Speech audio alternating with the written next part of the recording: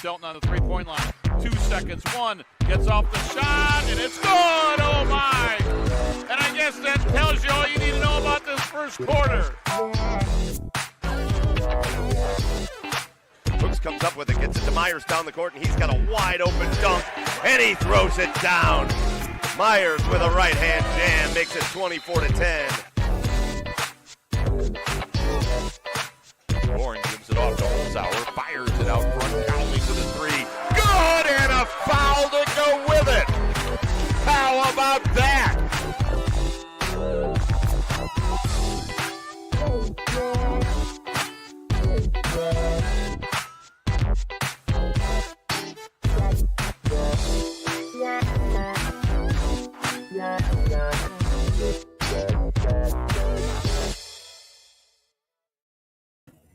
And good morning and welcome into the Nick Abraham Saturday Sports Wrap-Up Show. Jared Kozar along with Rob Polinsky.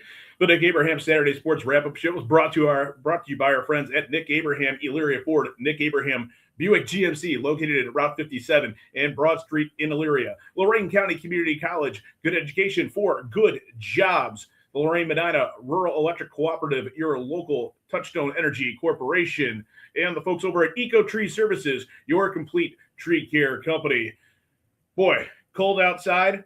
I think that's raised our efficiency level, Rob, as you and I got to work this morning in, the normal time, not quite when we should have, but a few minutes later than normal. And we got a lot done real quick. We've got a great show coming your way here. We're going to get a lot of different coaches on from around the area. Certainly big night as conference races have started to tighten up and in some cases have been decided, but pretty good show. We'll talk some girls hoops. We'll talk some hoops from Medina County and, of course, a loaded slate in Lorain County as always. But good to be with you here on a Saturday morning. I say that with every degree of honesty, and it was good to work with you last night over at Ridgeville. We saw a pretty decent game for 3 quarters, and then Ridgeville put them away. We'll get to that in the scores in a minute as we had Ridgeville and Avon Lake. So quality basketball going on in the SWC online at WEOL.com last night. Rob, go ahead and hit us with that first stanza of scores. All right. In the Greater Cleveland Conference, the Lorain Titans with a big win. They went on the road last night. Matt Killian's team avenges a loss from earlier this year as they defeat the Mustangs from Strongsville 68-65 in overtime. We'll have Matt Killian on in the 10 o'clock hour. It was Elyria all over Midview, 81-40. In the game that Jared mentioned that we had last night at Ridgeville, the Rangers defeated Avon Lake 71-52. That was a good game for about 3 quarters. Speaking of good games, how about this? An overtime in the SWC. Avon over Amherst 87-79. Mike Fitch joins us in the 10 o'clock hour. We had a boys-girls doubleheader and huge implications. In the boys' game, Olmsted Falls draws even with Berea Mid-Park. That also brings Elyria back into the SWC. 3-way tie for first. Falls over Berea Mid-Park 63-54. And in the girls' game, Jordan Eaton's team wins their 8th consecutive SWC as they defeat Berea Mid-Park, and that avenges their only league loss from earlier this year. They defeat the Titans 43-36. Really cool thing coming up here later on, bottom of the hour. We're going to talk to both the head coaches of the Olmsted Falls programs respectively and get their feedback at the same time because they're kind of celebrating that one together. Lorain County League action last night. It was Oberlin defeating Black River 44-38. Kurt Russell joining us in just a couple of minutes here on the wrap-up show. Columbia knocking off Clearview 69-34. And Brookside in a tight one over Firelands 72-70. Larry Babs will join us in hour number 2 to get his thoughts on that one. I'm sure there's quite a bit there as that one went down to the wire. Yeah, absolutely. And the Keystone Wellington game was postponed. As of right now, we don't know when that game will be made up. So right now, Keystone is 1 game behind Brookside. We'll have that game next Friday night for the league title with Brookside at Keystone.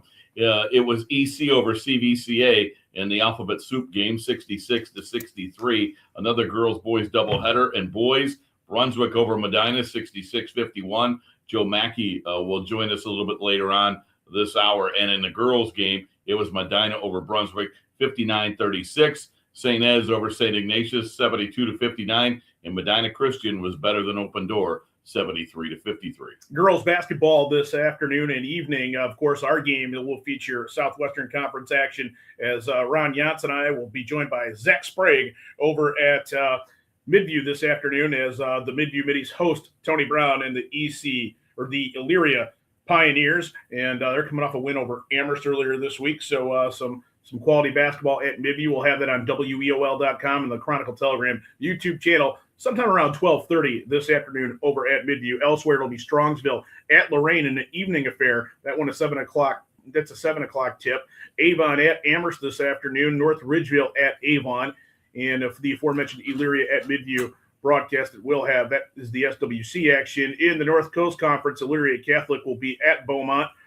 Non-conference action, Brookside makes the trip to Cuyahoga Heights. South Central visiting Black River, and Monroeville will make the trip to Oberlin. So that's a look at the scores from around the area and the schedule for this afternoon and evening. And again, we'll have our girls basketball broadcast of Elyria making the way to Midview this afternoon on WEOL.com and the Chronicle Telegram YouTube channel. Take a quick timeout on the other side of the break. Kurt Russell with the Oberlin Phoenix joins us. They're coming off of a win last night over Black River. I want to get Kurt's thoughts over a couple of things. We wanted to get him last Friday as well. He was traveling at the time, so he did not bring the good weather with him. We'll figure that out once we connect with Coach Russell in just a couple of moments. Stick around. It's the Nick Abraham Saturday Sports Wrap-Up Show, streaming live on WEOL.com and the Chronicle Telegram YouTube channel. At Nick Abraham Elyria Ford, we make it that easy. This month, get 0% on all 2025 Ford F-150s, including Lightning, regular cabs, super cabs, and Super Duties, plus all Explorers and Escapes. Stop in or shop us at buyabraham.com. Lorain County Community College is where you'll lock in your future success. LCCC will get you prepared, get you credentialed, and get you working. Lorain County Community College. Your goals, your career, your future. Enroll today.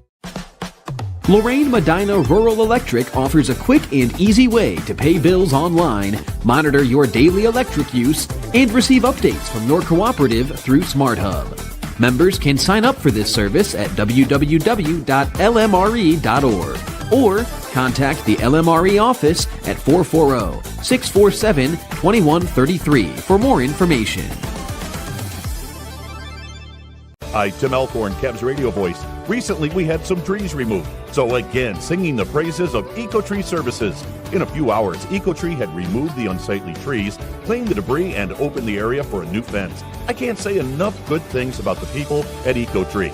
I've used them several times, always thrilled with their work. If you have trees that require pruning or need to be removed, contact EcoTree, a local business that deserves your business. They've earned mine. Go to ecotreeservices.com.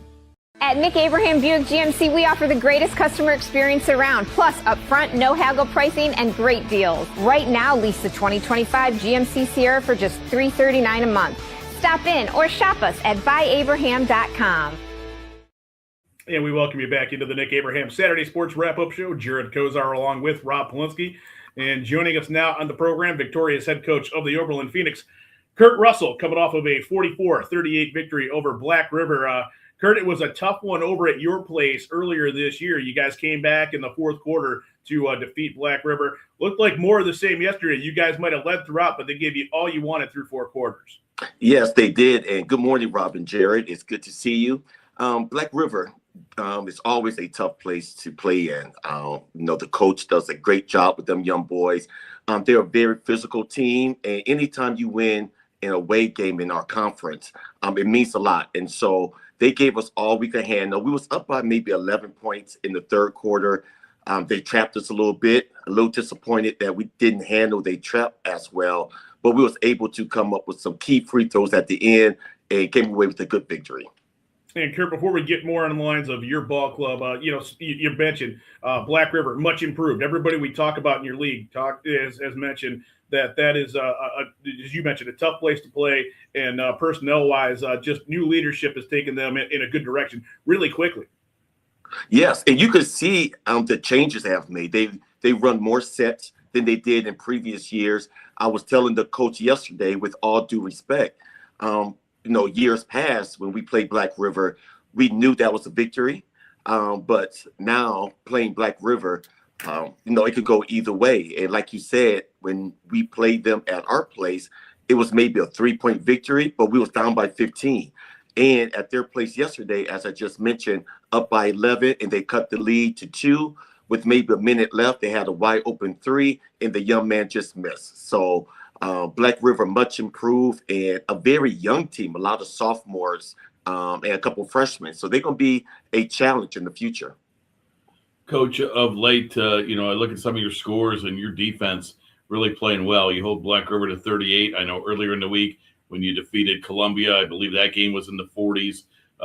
You defeated Clearview, held them about a week ago. What has gotten the defense going? Has that been a strength of your team all year, or have you guys improved of late? Rob, has been a strength of our team all year. We knew coming into this season that we are not the most potent offensive team. It's hard for us to score a lot of points. And so we really hone ourselves on our defense, making sure we try to hold teams to at least 50 points or less to give us a shot. We know that if the game gets into the 50s and the 60s and the 70s, it's going to be a tough challenge for Oberlin. And so we really, really concentrate on our defense. We changed things up a little bit this year. Usually we are a man press type of team in the past. And this year, a lot of zone trapping, a lot of zone defense, which help our young boys out. And Coach, we saw you a couple weeks ago at Brookside. You didn't win the game, but you held a really good offensive team pretty, down that night on the road. And did that game, even though you didn't win, help get this, I don't know if I want to say turnaround, but just this streak going where you guys are playing really good basketball? Most definitely. The first time we played Brookside, I can recall it was 96 points they put on us. And then we played Keystone at home the first time around. I think they scored maybe high 70 points.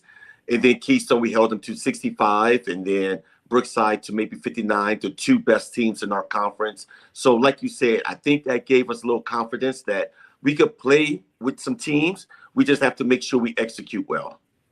And Coach, you mentioned that, and Rob and I walked out of that gymnasium that night, and we kind of said to ourselves on the way to the vehicles in the parking lot, hats off to both teams. It was a good game. Brookside came out with the W, but you guys you've played well enough to win that ball game, and I think that is something where you can build momentum from there. For those that aren't necessarily familiar with Oberlin basketball right now this season, and if I go back to last year's senior ball club, Carmelo Williams, the growth, and I'm not just talking about what he's done in the classroom or leadership wise, but physically, he's a different player from what we saw in the past. I mean, he's explosive, and if people haven't seen Oberlin go, he's something special. He really is. He's a 6'3", 6'4" lefty that can handle the ball pretty well, shoots the 3 decently, an inside presence. But hats off to Melo because he worked on his game during the summer. He lifted weights, a good football player as well. He did some great things on the football field that gave him a little more confidence, gave him a little more physicality that we needed from Melo. He started as a sophomore, and his sophomore year, he struggled a little bit because of his size. He was always a pretty tall kid, but on the thin side. But this year, he has really blossomed, in my opinion, to one of the better players in our conference. Kurt, as we look around and, we're in that home stretch now, and Rob mentioned you guys have a nice couple of weeks here. Certainly, tournament draws upon us. So we're probably going to ask this question to almost everybody we bump into today. What do you think of the new format? And for those that aren't familiar, you guys are not drawing at the same time as Division I and Division II like it would have been in years past. You guys have a completely separate date in which to do that. Your games will still be intertwined with those type of scheduling situations, but your division will draw a week from today, correct? Yes, we draw on Sunday at 2:00. And no, Jared, it's different. I'm used to when I played at Oberlin High School in the 1990s, going to Elyria High and you having 12 teams there, knowing the teams. It was just a little more intimate, which I liked a little bit better. With these super districts, it's a little more daunting because you really don't know these teams that well. You could see tapes on them, and it's kind of hard for our fans to travel. Last year, I think we went to probably the east side of Cleveland, maybe an hour away in snowy weather. And so it just for me, a little more beneficial when the games are closer to Oberlin, so we can have a better fan turnout and it's a little more intimate. Well, Kurt, does that go into the thinking when, I mean, I know the RPI places you as far as what your seat is. There's nothing you can do about it. But do you kind of look at that travel and say, okay, maybe we'll try to play at this district because it's closer than going to, wherever? Does that come into the thinking at all? It does, Rob, to a little extent. We try to go to the district where we feel as though we have a better chance. Sure. At the same time, the first round, second round game is at the home court of the higher seed. And so we really use these last few weeks of basketball to really enhance our RPI and to enhance our scheduling in regards to the tournament draw, to make sure that hopefully we could get a home court game. Do you like where your team is right now? We do, yes. The coaches and I was talking yesterday. We had a very tough week this week against Columbia on the road and Black River on the road. Two tough places to play in, two quality teams, and we came up victorious. Tough games down to the last minute. And so I think we are very tournament tested right now. All of our games have been really, really close. And so the nervousness is not there, and that's going to help us in tournament time. And to Rob's point, and as you mentioned, Coach, we talked about Mello earlier. I said that people are familiar with Freeman as a good shooter and ball handler for you from years past and certainly throughout this year. Is there another group of young men or an individual that you think he's really given us a lot right now, and we weren't expecting that at this time of the year, that's propelled you to this nice run of success? Yes, Drew Walters, Sure. the star football player who just committed to Walsh this past week, came out for basketball this year. He was a basketball player his sophomore year, decided last year to really concentrate on football, to lift weights, and he has really brought some physicality to us down low. A very, very tough kid that we've been missing for the last couple of years, that inside presence, and along with Josiah Smith, a pretty decent shooter. So with Freeman and Williams and Walters and Smith, those four has really helped us to, be competitive in our conference. And something that I kind of want to wrap up with, but there was a great article before your game against Brookside that was in the Chronicle Telegram. Rob and I referenced it, just basically recapping really a body of work over 30 plus years, Kurt, in terms of what you've done. When you think about basketball at Oberlin in this time of year, what does it mean to be playing like you are? And really, when people think about what basketball was in the mid 80s there, in the 90s, and still today, to know that you've been a part of it in every sense. Yes, it really means a lot for me to be a part of these young men's life. And with basketball, it's, as I always mention, for me, it's just a transaction of the classroom, a transition of the classroom, where what I teach in my class is the same thing I teach on the basketball court. Hard work, good ethic, being responsible, being dedicated. And that's what basketball means to Oberlin High School. Of course, we would love to win ball games. I think that no one could deny that. But at the same time, we really try to develop young men. And if we could develop young men and maybe not win a lot of games, I am totally happy and totally satisfied with that. And so that's Oberlin basketball. Things have changed a little bit where you have a lot of, coaches who really concentrate more on winning than developing young people. And that's one thing I try to stray away from. Well, certainly, everybody that knows your familiarity and your acolytes as far as the education process, that speaks for itself, Kurt. One thing that we got before we let you go, it's just a request more than anything else. Next time you're on the road and you're coming back from New Orleans, sunshine, bring back some warmer temperatures. We were depending on you, and you let us down. That never happens. Jared and Rob, I'll do the best I can next time. maybe bring a hurricane, not the weather, but the drink, or maybe what do you call those desserts? The beignets. Bring. Yeah, that's right. That's right. And it was pretty good in New Orleans as well. I bet they were, Coach. I mean, I think we know a little bit more about that than you do. So, good to catch up with you this Saturday morning, and best of luck in terms of finishing out the season strong. Glad to catch up with you after a couple of wins here over the last week. Thank you so much. And Rob and Jerry, if I could just say to your listeners, thank you for all you do for Lorain County basketball. It really does mean a lot for us. Well, it's our pleasure. Thank you. We really appreciate it, Kurt. Take care. Kurt Russell with the Oberlin Phoenix program put together a solid week, really 10 days. And as you mentioned, Rob, going back to that game against Brookside a few weeks back, I think that was when you look and say, did you turn the corner in a loss? It's possible, I think. Maybe that's not coach talk. Certainly, he was pretty upfront about it. So. Well, and the record speaks for itself after that. I believe they're undefeated. Certainly. We'll take a quick time out on the other side of the break. We're going to switch gears a little bit geographically, go over to Medina County and catch up with Joe Mackey with the Brunswick Blue Devils. Team's having a great campaign. A win over Medina last night. We'll get his thoughts on that one in just a couple of moments on the Nick Abraham Saturday Sports Wrap-Up Show, streaming live on WEOL.com and also the Chronicle Telegram YouTube channel. At Nick Abraham Elyria Ford, we make it that easy. This month, get 0% on all 2025 Ford F-150s, including Lightning, regular cabs, super cabs, and Super Duties, plus all Explorers and Escapes. Stop in or shop us at buyabraham.com. Lorain County Community College is where you'll lock in your future success. We've helped thousands of people just like you match skills and experience with a career. We can help you train for a career that is in demand right now. You can even work in your field while taking classes. LCCC will get you prepared, get you credentialed, and get you working. Lorain County Community College. Your goals, your career, your future. Enroll today. Lorain Medina Rural Electric offers a quick and easy way to pay bills online, monitor your daily electric use, and receive updates from your cooperative through SmartHub. Members can sign up for this service at www.lmre.org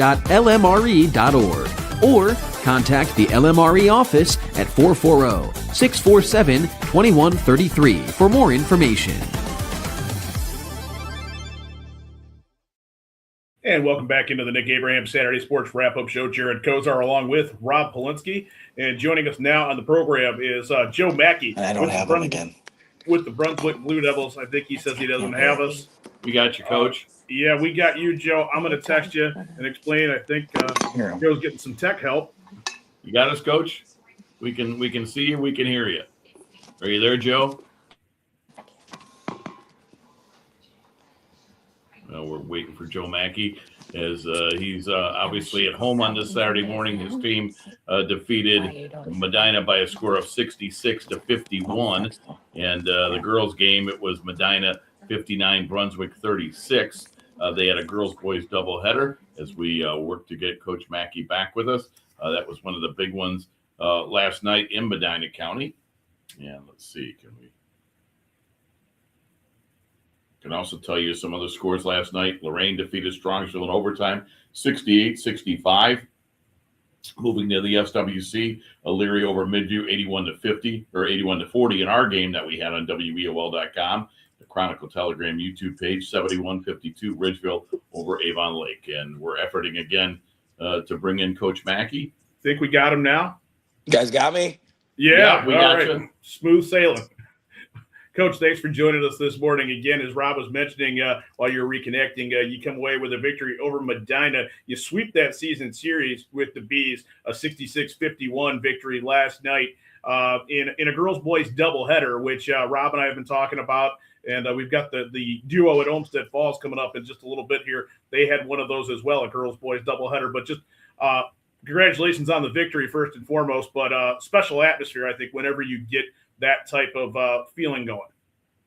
Yeah, I think anytime you play Medina, over the years we've developed a really good rivalry with them and Strongsville as well. So like we're one of the few schools probably in the entire state that has two different rivals. But with Medina leaving the league next year, they've agreed to play us twice. So we'll have that home and home against them next year, similar to a St. Ed's and St. Ignatius. So great atmosphere last night. Great game. It was nice to get the girls involved. It was a really good night for Medina County.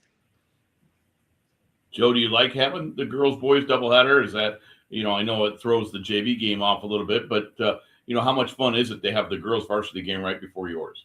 Yeah, I don't mind it. I think our freshmen and JV parents probably mind it a little bit more than maybe we do. But I think on occasion it's nice to do.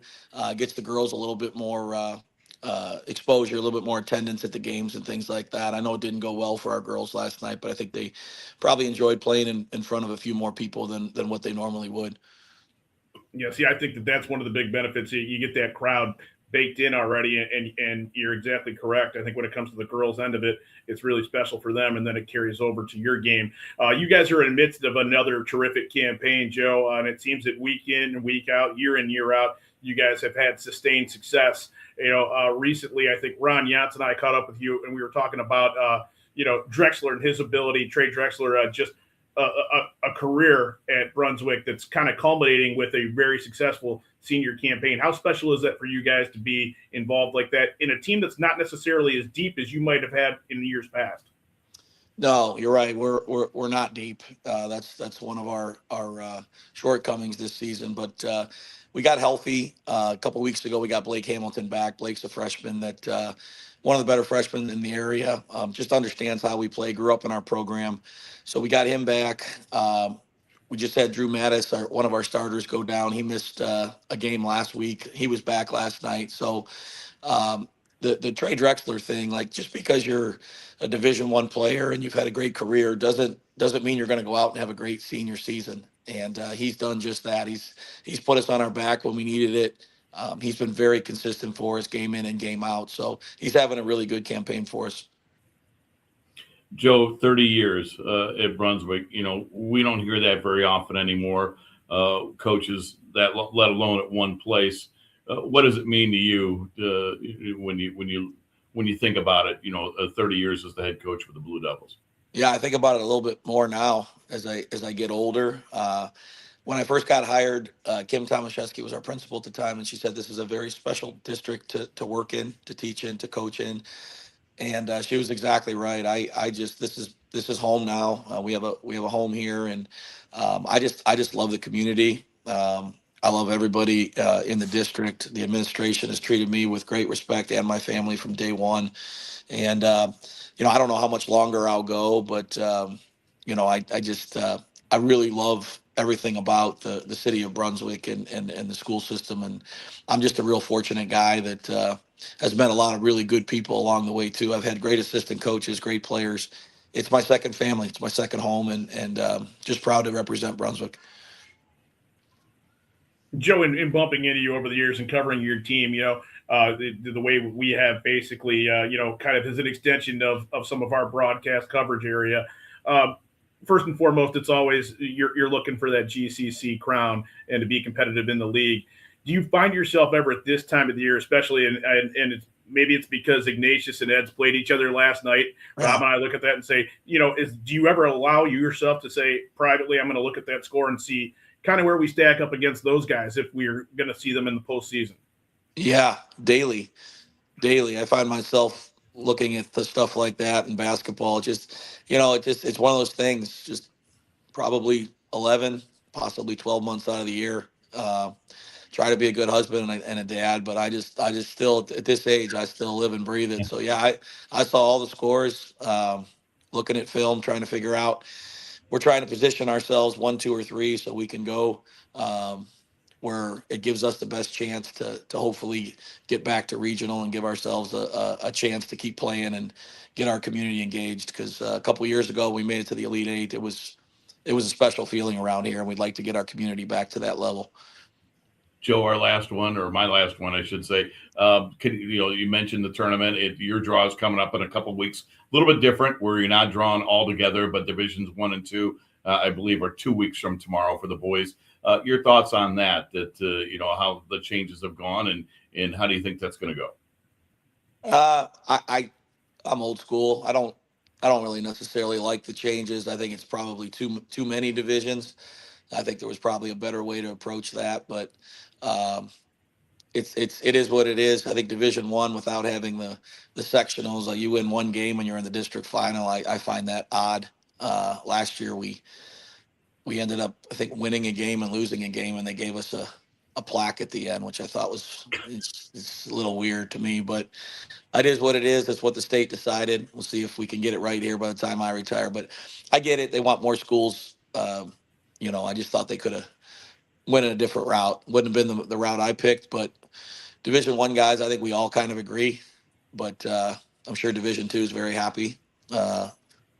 Just live with it. I don't make the rules. If I wanted to make the rules, I'd have to go out and get another job, and I like mine. Joe, I just want you to realize or see, I don't know if you've been noticing, but Hey, I'm kind of Murphy, representing here. It doesn't say Brunswick on it, but I figured you'd like the color that I'm wearing. I do like the color. Looks good on you. Yeah, that solidified it this morning when we came in. I saw Rob's sweatshirt. I'm like, well, we're calling Joe Mackey today. See if he can come on because you dress for the occasion. And it doesn't happen often with Rob, as you know from over the years. So, Joe, we appreciate the time this morning. I know you're hitting the road soon, so thanks for connecting with us and thanks for being patient.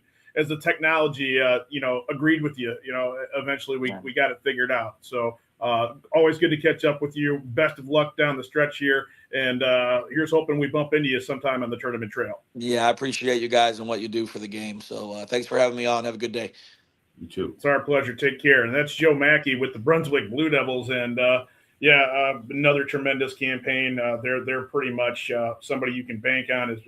You can pencil them in for 500 by accident, but they're always, as he mentioned, looking to threaten for that crown every year in a meat grinder league.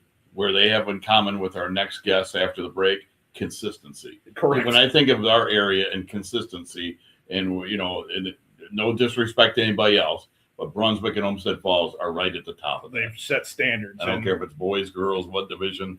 They set standards. Would agree with you. So speaking of that, unique situation coming up on the other side of the break as we are going to take a quick one, and then we're going to bring in both victorious head coaches of the Olmsted Falls Bulldogs. We'll be joined by Jordan Eaton and Chris Delisio.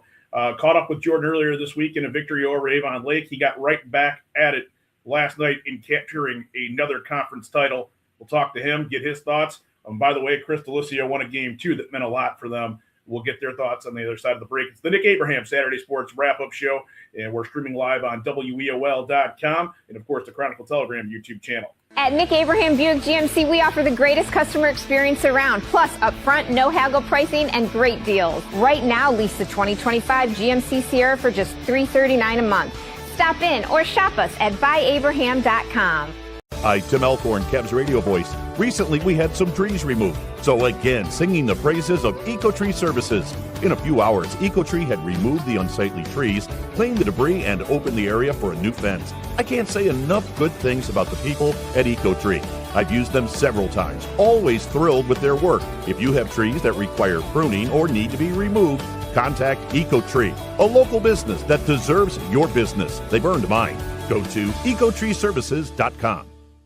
Lorain County Community College is where you'll lock in your future success. LCCC will get you prepared, get you credentialed, and get you working. Lorain County Community College. Your goals, your career, your future. Enroll today. Welcome back into the Nick Abraham Saturday Sports Wrap-Up Show. It's Jared Kozar along with Rob Polinsky.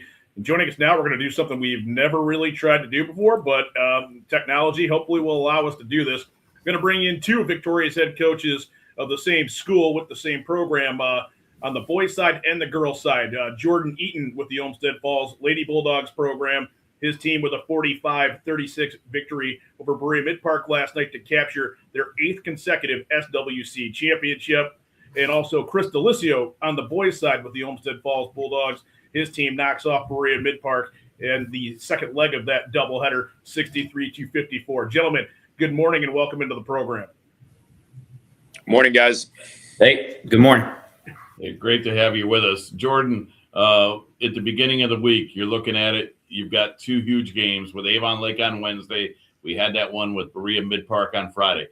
Now that you've gotten through it, can you kind of reflect back, how obviously the week was big. It got you the conference title, but just having those two games back to back and only one day to prepare for Berea Mid-Park after you win over Avon Lake, how impressed were you with your team this week? Very impressed. They're tough, and that was a tough situation. I knew that was going to be a tough situation when we saw the schedule back as early as last spring. So, you said it. Avon Lake and Berea, really, really tough basketball teams. They do a great job preparing their kids to play. So their coaches are going to come in with a plan, and we had to just kind of overcome that short rest period or short preparation period by just being consistent, and that's what happened. Chris, when you say Berea Mid Park and Olmsted Falls, just in itself in any season, we know what the rivalry of Bagley Road means to both of you. What was it like, the atmosphere last night? You go from being a dad, your daughter is point guard on the girls team, and then you go to coach the boys team, and you're both playing for, possible conference championships, or for your case to get right back into it. What was that like, and what was that atmosphere like last night? Yeah, it was a great atmosphere. I mean, felt like we had, the whole community here in Olmsted Falls side and Berea had a great crowd as well, a standing room only, and, just a great opportunity for the kids to play in two really big games. And, exactly why you play high school sports, to be in those moments and those situations where you're playing with something in a great atmosphere. And, it was just a lot of fun. This would be for both of you guys, and I think that it goes back a couple of weeks. Things don't go quite the way you want on the road at Berea Mid Park, and you find yourself in a situation where, everything is still in front of you guys from a goal standpoint. How hard, or maybe how do you guys prepare for that, with the kids, with the groups, to say, it's all still in front of us. We just have to take care of business and control what we can control. That might be coach speak, but certainly you guys know it better than we do. At the end of the day, you guys were still able to go out there and execute and get it taken care of, and really change your fortunes in the matter of just a couple of a 10, 15-day span. Yeah. That night at Berea, when, both of us were not able to win the game, I don't think either team, like, we lost by one and Chris's team lost in double overtime. So right. we know we were right there. It wasn't this deflated feeling of we can't compete or we can't get this done. It was more, I think leaving there was like, we were looking forward to last night. I know our group was. We couldn't wait to play them again, to just kind of show how resilient we are and how hard we work. And I think Chris and I preach a lot of the same things, and you can kind of eliminate some of the factors that might not lead to success if you're just very resilient and have great habits every day. And that's what our kids kind of brought to the stage last night. I think both the boys and the girls have worked so hard since that night in order to kind of make sure that we could, change the results. Yeah, I would agree with all that. And obviously I think, even as we've talked over the course of this season, you're kind of soaking in losses and wins for only a short period of time, knowing that you have to get back at it, and you got to kind of build this, as Jordan said, resiliency. But you're certainly trying to teach your team that, tomorrow's a new day, whether it's win or lose, and you got to get back to work. And as we've said, like so many times, in our conference, you got to be ready to go every night. So, even after a loss back, against Berea Mid Park earlier, like Jordan said, I think, we felt good about the game, even though the outcome didn't go our way.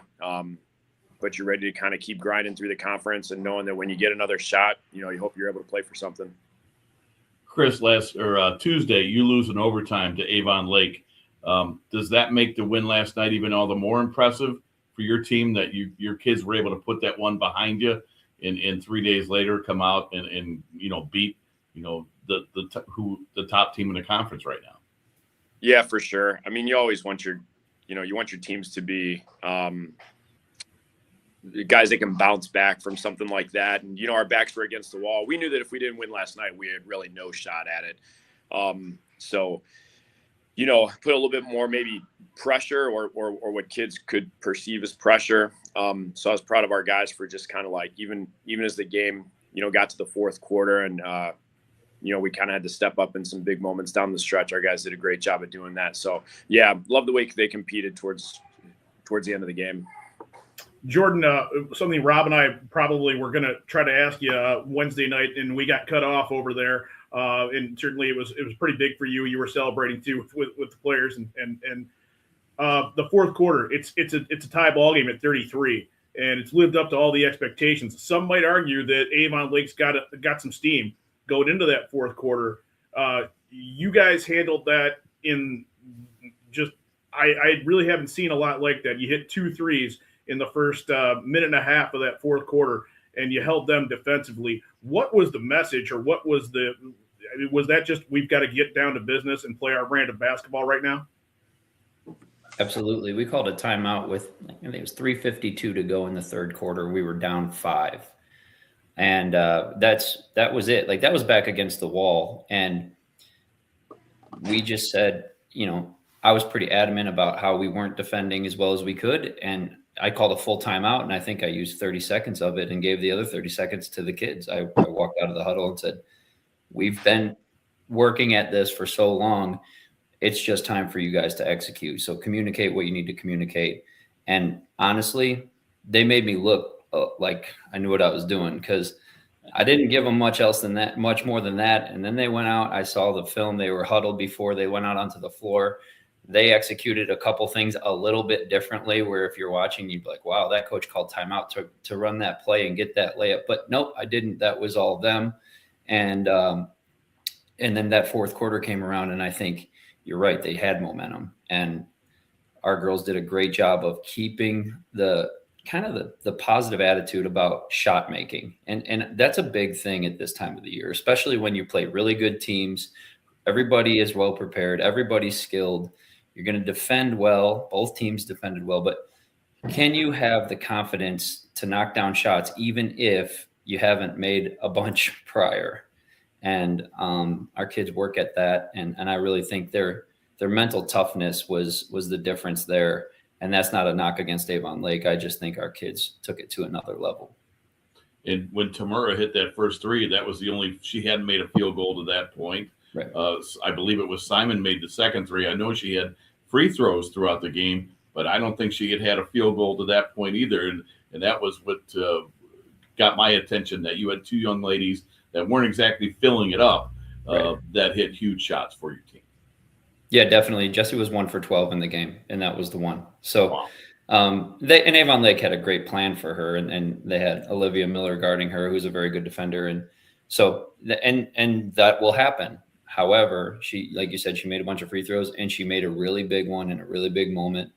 And then I think we were lights out defensively after that. Everything even if they scored, it was really, really difficult. So that was, I would like to sit here and say that was a coaching game plan, but that was all kids.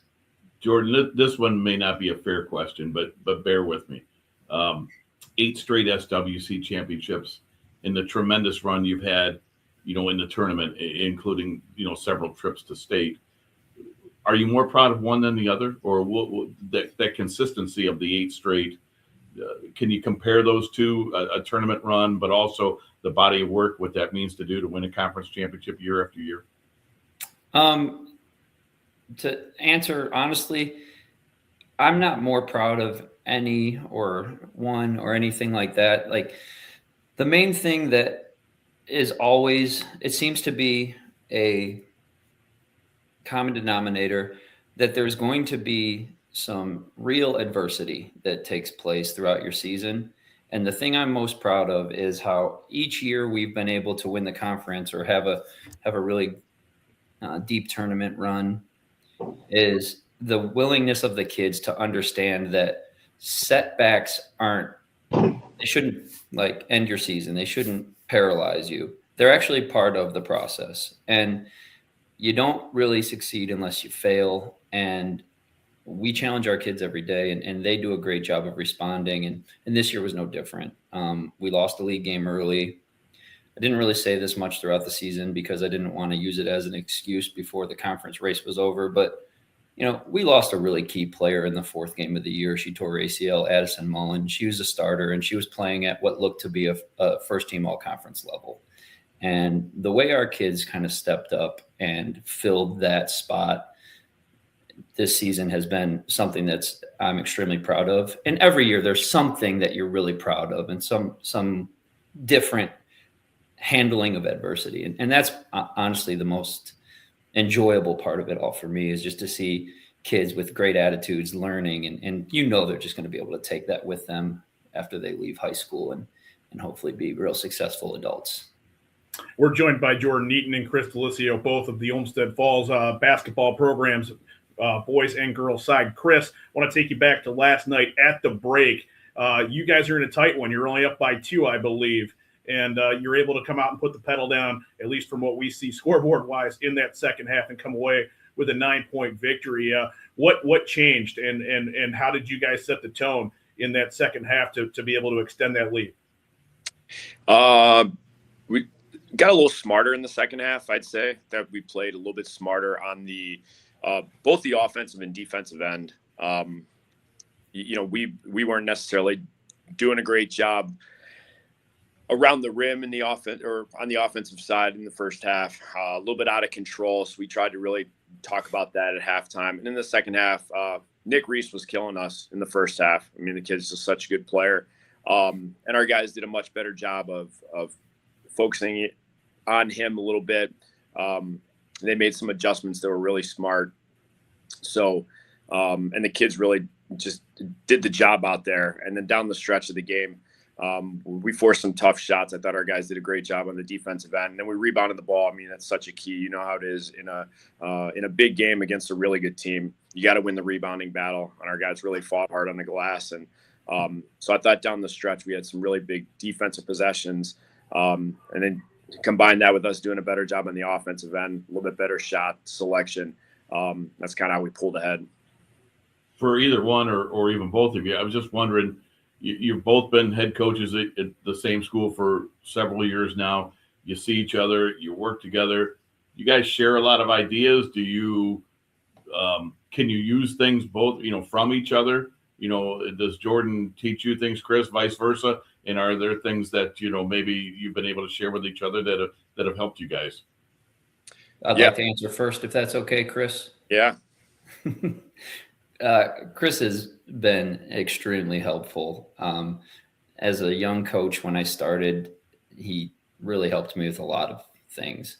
Is very admirable. Once I started there, I was definitely somebody who was excited to coach and wanted to do a great job, but there was some consistency pieces that I was missing as a coach. And Chris, without even, talking to me or telling me, he just modeled those things. And I got to be honest, I haven't really met a basketball coach better than Chris. And not to say that there's not guys as good, but what I'm saying is just somebody who's been an extremely important mentor to me. And I think it is pretty reciprocal. There are some times we talk a lot and we can kind of share ideas, but he really helped me when I was a lot younger.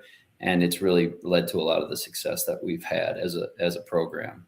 And like I said, we do share a lot right now. I'm pretty sure Chris is in my office right now. So there's that. So we share that. For your stuff right now before we got on here. So, I would echo thoughts. First of all, Jordan, I appreciate those comments, but Jordan and I are so fortunate to have each other as basketball coaches here, because I think, we're two guys who love the game and we love to coach. So we're always bouncing ideas off each other. And yes, he's certainly helped me, in a lot of ways. And there's a lot of things that I ask him about what they're doing and why they chose to do that. Because basketball is basketball. If it works, it works. And I don't think it's a, male female thing, because, as basketball junkies know, if you do things the right way, it's going to work. So yeah, it's been great to have a guy with his success right here in his office, which I'm sitting, and, to know that I can always pop in here and bounce things off him. And we have a great, friendship and relationship as basketball coaches, golf buddies, so, we get on the golf course and talk basketball as well. So yeah, just super fortunate. And I'm very fortunate, aside from the coaching piece, to have had my daughter play for him. And all basketball aside, the only thing you want for your kids is to be around really good humans and to learn life skills and to be pushed and challenged in ways, from a athletic standpoint, but also a character and human standpoint. And Jordan does just a fantastic job with the girls. And I'm so fortunate and thankful that, my daughter was able to play for him for 4 years. It has been nothing but a joy for these last 4 years. And I don't want it to end anytime soon. So let's get this thing rolling here. Probably my last for you guys. And the thing that we've heard from both of you is, we can do our part, but the kids have to go out there and execute. I think that, we talked with Joe Mackey just before you guys, and his message was kind of, to a certain extent, he can do something, but he stays out of the way and has trust in his guys. I think that's part of the system that you guys have installed, and you depend on the kids to be young adults enough to go out there and do it, and you leave it in their hands. How hard is that to do from a certain standpoint, especially Chris, in your case, as a parent watching, and then just thinking to yourself, well, I trust in this other guy that he's got the best interest of what's going on, and he believes in the team and the program that's out there. Yeah, I mean, as a basketball coach and as a parent, you should know it's never going to go perfect, right? You're not expecting perfection, either as a coach or a parent. You just expect, or you hope that your kids do things the right way. As a coach, I would say, even for my guys, I think one of the big things I left out, you guys asked about what made the difference last night. One of the reasons we were better on offense last night was because our guys did a better job together. Right. And I think that's such a big part of, what we're both trying to do. And if you trust your players to always understand, hey, this is how we're supposed to play. We weren't as together as we should have been playing offense. And then, we were better together. And I think that's what really pushed us, to the next level. And I think that's the kind of stuff that as a coach, you're trying to help them understand philosophies and principles and how to play. But then you do have to, let them go and loosen the reins. And then obviously you need good players as well. And, we're both fortunate to have good players, play for us. So I think for us, I think that's the difference there.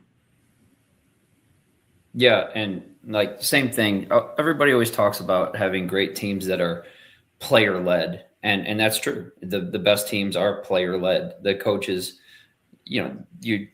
but I believe putting kids in position to lead and to reach that outcome of a player led team, there's a certain element of coaching that needs to take place there. And how are you going to put kids in situations where, I'm not going to help you. I'm not going to tell you what this answer is. You have to figure it out. And those things happen, and they're an everyday thing, but a lot of off-season things. We spend a lot of time, I think Chris and I are the same way with this. We spend a lot of time in the off-season not coaching our kids, but participating in scrimmages and letting them kind of coach themselves and let them try to lead. And then in practice, same thing. Can the players lead, and can the players make the correct assessment of what's going on and then adjust? And it's one of those things that I believe it's definitely, if you have a player-led team, you're probably going to be very good, but it's pretty difficult to get your team to be player-led as a coach, because you want to, you have knowledge and you have some expectations and you have a plan, but you don't want to micromanage, because you just don't get your kid's best outcome then. And there's certain things that you can't micromanage. You can't micromanage out of timeouts, 2-point game, crowd screaming and yelling. You can't hear the sideline. What are you going to do? Right. We got leaders on the floor. They're going to take ownership of that. And eventually we try to get our kids to that. And I know Chris feels the same way. That's one of the main things that we've been fortunate, like he said, to have is we've had a great run, but we've had great players, and you don't do that without great players. So. Well, so speaking of great, I think this was a great format and segment the way we did it. Thank you for you guys for allowing us that opportunity. When we reached out last night to say, would you both come on and share the time? We learned a lot. Congratulations on the conference title, Jordan, and Chris. You're still chasing one, so you're in that fight. Stay in it. Thanks, you guys. Appreciate it, guys. Yeah, really appreciate it. It was great. This was really unique for us, so thanks for being part of it. That's Jordan Eaton with the Olmsted Falls girls program. They are 8th consecutive SWC champs, and Chris Delisio on the boys' side battling his way back into a tie atop over there. So real special day today and special environment over there for the folks over at Olmsted Falls. Take a quick time out on the other side of the break. I'm going to catch up with the security chief of WEOL operations, Tom Evans. He's going to join us, talk about what he's been going through on the wrestling side of things. Stick around. It's the Nick Abraham Saturday Sports Wrap-Up Show on WEOL.com and the Chronicle Telegram YouTube channel. At Nick Abraham Elyria Ford, we make it that easy. This month, get 0% on all 2025 Ford F-150s, including Lightning, regular cabs, super cabs, and Super Duties, plus all Explorers and Escapes. Stop in or shop us at buyabraham.com.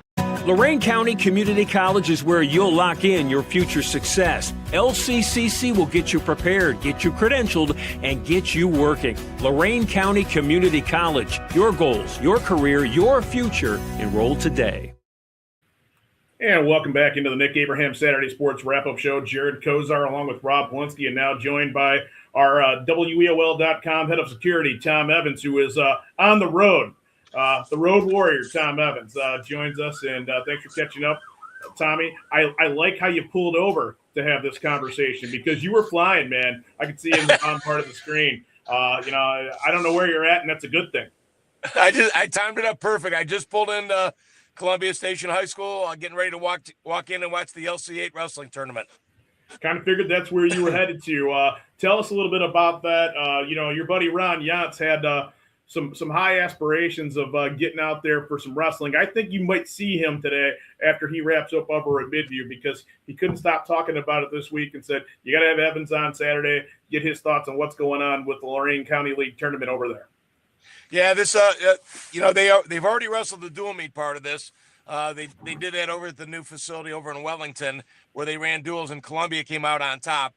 So they do that 50-50 mix here in the LC8. So they'll wrestle the tournament here today. This is an 8-team bracket, and they'll run that straight through, and it'll be relatively quick today. They'll be out of here probably by about 3:00 this afternoon because they're going to get after it pretty quick.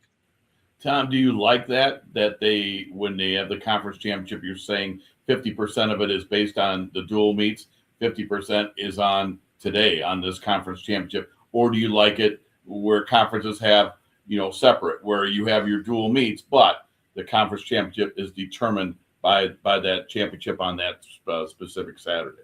No, I absolutely love the split because that puts some weight on the dual meets, and that makes the team building part of this very important. And that was something I think we got away from in wrestling for a long time, and really have there's been a trend to come back that way. The dual meets have turned into really exciting events. I did a duel in the school yesterday over at Berea Mid Park. It was rocking and rolling. And if you watch any NCAA wrestling at all, the attendance for the dual meets is crazy. Ohio State was sold out yesterday against Iowa. Penn State sold out every weekend. Iowa sold out every weekend. And we're trying to create that same atmosphere because high school kids that want to come and watch their teammate, their friends, a dual meet's a better format for that. It's easier to understand. You can't. Sometimes you show up at a tournament and you can't figure out when your friend's going to wrestle or what's going on in the tournament. It's a little bit more confusing sometimes. So I'm a strong believer in the dual meet format, that 50-50 format, and determine the conference champion. Tom, the one thing you said that surprised me, I thought still though, with this being a conference championship, that you would have preliminaries and semis, and then like tonight would be the championship that, for all the weight classes. But that's not the case because you said that they may be done by 3 p.m. How do they run that today? They just go straight through anymore. They don't take the big long breaks. The old days were after you got done with the semifinals and your finals were all set up, your first through fourth places, you took a 2 or 3 hour break. Right. You came back. And that's a good thing that they don't do that because what do you do with your team for 2 or 3 hours? Now here at Columbia, you drive. In the old days, you drove down the street over to Strongsville. You got your kids something to eat, and you killed some time at the mall. And that used to be the way, like at the Menor District, was the same way. That when they'd have this big long break after the semis, we were an hour and a half from home. Now we're trying to find something to do with our kids to keep them busy and out of trouble, and still ready to wrestle for the finals. Tom, is there a situation today, talking with Yantz a lot this week about some ideas he has, when you talk about the difference between the SWC and the LC8, obviously when you're getting to the conference championship, all those weight classes are going to be represented. But, when you look at the LC8 throughout the season, has there been, maybe a more of a gravitation back to, wrestling where you've got more kids in the school that are going to fill up those weight classes where in previous years you might have had 4 or 5 wrestlers total in a program? Well, I think when you look at that, and that's a great point, Jared, but you got to really kind of trace that back to the youth programs. Columbia has a full roster here right now, and if you take a look at their numbers in their youth program, they're phenomenal right now. And so I think districts are really kind of counting on that. The days of coming out as a 7th or an 8th grader and then thinking that you're going to walk onto the floor of the state tournament, those are pretty much gone. So you have to look at the youth programs and who has strong youth programs. And here in Lorain County, we've got Burnett Trained Wrestling, and they take all comers, and that's a great thing for Lorain County. That that it's not just about the Elyria kids; it's been about any kid that wants to walk in the doors and get better. But the strength of the youth programs is where you really see that kind of trickle up through the high school programs. And the places that are having tough numbers wise, you can take a look and say they haven't had some stability in some of those youth program areas. Tom, for those who don't know, you are the voice of Kent State Wrestling. You do their matches, and last night they had a dual meet with Ohio University, and Kent State won 20-19. How exciting was that? What was the atmosphere like, and what was the difference in that match last night? Incredible atmosphere last night. They had alumni night, and Rob, you know the MAC very well. The entire lower bowl was filled. They had to open up the upper stands for the carryover and the fans that were there last night. They had their alumni night. They had some great people back last night. I got to see Pat Samari is a legend. Pat's 88 years old. He was the head coach at Valley Forge when they were state champs. He's a Kent graduate. Spent a little bit of time with Pat last night, but just a tremendous atmosphere. Kent State got out to a real quick start on the Bobcats and got up on them 12-6 at the break, and the Bobcats came rolling back and roaring back, and they were really tough in the upper weights, and it came down to the heavyweight match, and Brenton Zimmerman, the heavyweight for Kent State, won his match, which now created a tie in the dual meet, and they went to the tie-breaking criteria. And I think that criteria was that Kent State had the lone pin in the match at 133 pounds, and that was the tiebreaker. So they won 20-19. A great night, great atmosphere, really good. Two Division I college programs that are getting better, and really, and there's only 3 left in the state of Ohio. Ohio State, Kent State, and Ohio University are the only 3 D1 programs left in Ohio. So good to see that last night. John, before we wrap up and let you go, you're going to not be here for a couple of weeks. And what I'm more concerned about than anything, I want you to be safe and have a great time. I know you're going to take care of that. What I'm concerned about is who's going to take over that chief of security role over the next couple of weeks here for us. The 4 horsemen never went out there without the enforcer. So what am I going to do? Well, it puts a lot of weight on you there, Jared. I'm going to tell you that, because Jans, I think he'll run for cover. I'm sorry to say, and Rob might be stirring the pot a little bit. You know how Rob can be sometimes. Dissension in the ranks. And Pelt, Pelt's a peacemaker. So that it all turns back to you, Jared. Well, that's a lot of pressure. That scares me that Evans knows us that well. You described that to a T. I think he kind of planned it that way. He wants to see what's going to go on with a little bit of a respite and no Tom Evans to pull the strings here. I think that's what it is. He's going to watch us all. This is going to be like reality TV from afar. Well, we'll see if I can get a call in next Saturday from Wales as the Welshmen get ready to take on the France in Six Nations rugby next week. Well, the Ruggers are going to be real happy. Tom Evans is going to be happy. Most importantly, safe travels, buddy, and enjoy yourself this afternoon over at Columbia. I'll let you know how things go if we don't connect in terms of how I'm going to wrangle this operation. Yeah, I just assumed that we would be missing Tom for the next 2 weeks because he is going to go overseas with his rugby buddies and do that a once-in-a-lifetime trip. So I'm going to try to fill his shoes. And I won't do it very well, but I'm going to attempt to fill his shoes with a couple of Kent State duels when he's gone. But I don't think anyone can fill his shoes as far as the head of WEOL security because we've never had a head of security before Tom, to my knowledge. No, Tom put the wedge in the door on that one and said, "This will be what I handle, guys. You guys figure out the rest of this, and I'll do the hard stuff." And so we thank him for that. So. We're going to take a quick time out on the other end of the break and talk Elyria Catholic basketball as the Panthers get a win. Rather tight one over CVCA. We'll catch up with Coach Smith in just a couple of moments. It's the Nick Abraham Saturday Sports Wrap-Up Show. It's online at WEOL.com and that Chronicle Telegram YouTube channel. At Nick Abraham Buick GMC, we offer the greatest customer experience around, plus upfront, no haggle pricing and great deals. Right now, lease the 2025 GMC Sierra for just $339 a month.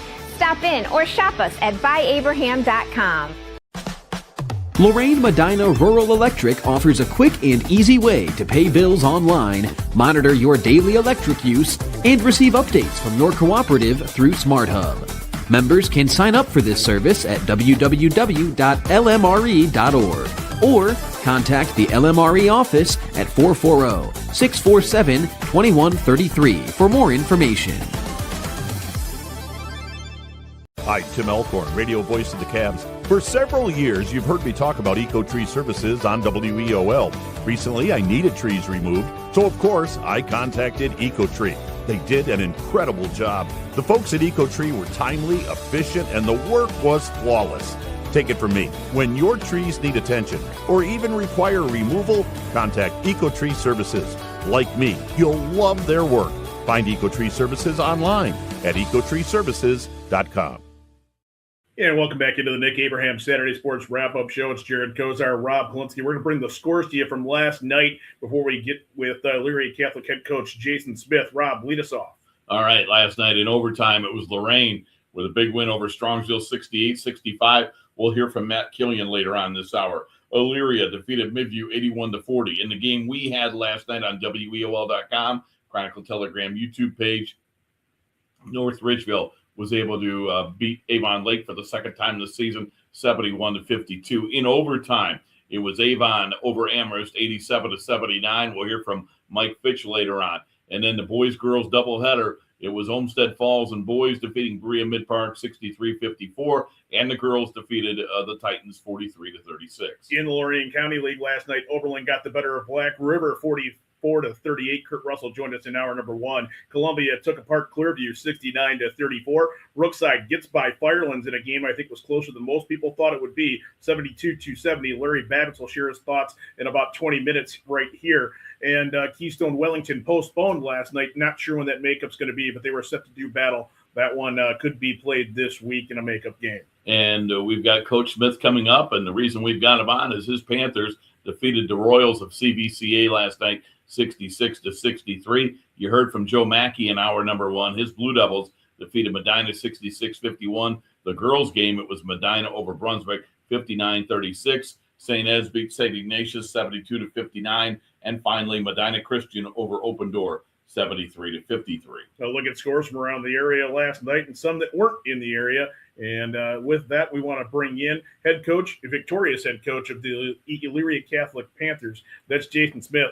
He joins us now coming off of a 66-63 victory over CVCA last night. Jason, good morning and welcome to the program. Hey, morning, guys. Good to see you.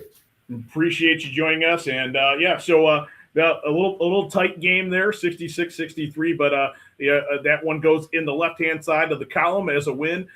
Tell us about, who contributed last night to get you to that total. It was across the board. Our biggest scorers yesterday, Purvey Smallwood had 20 and Matisse had 17. Dominique Stamper hit the go-ahead three with a minute left, finished with 9. So it was across the board.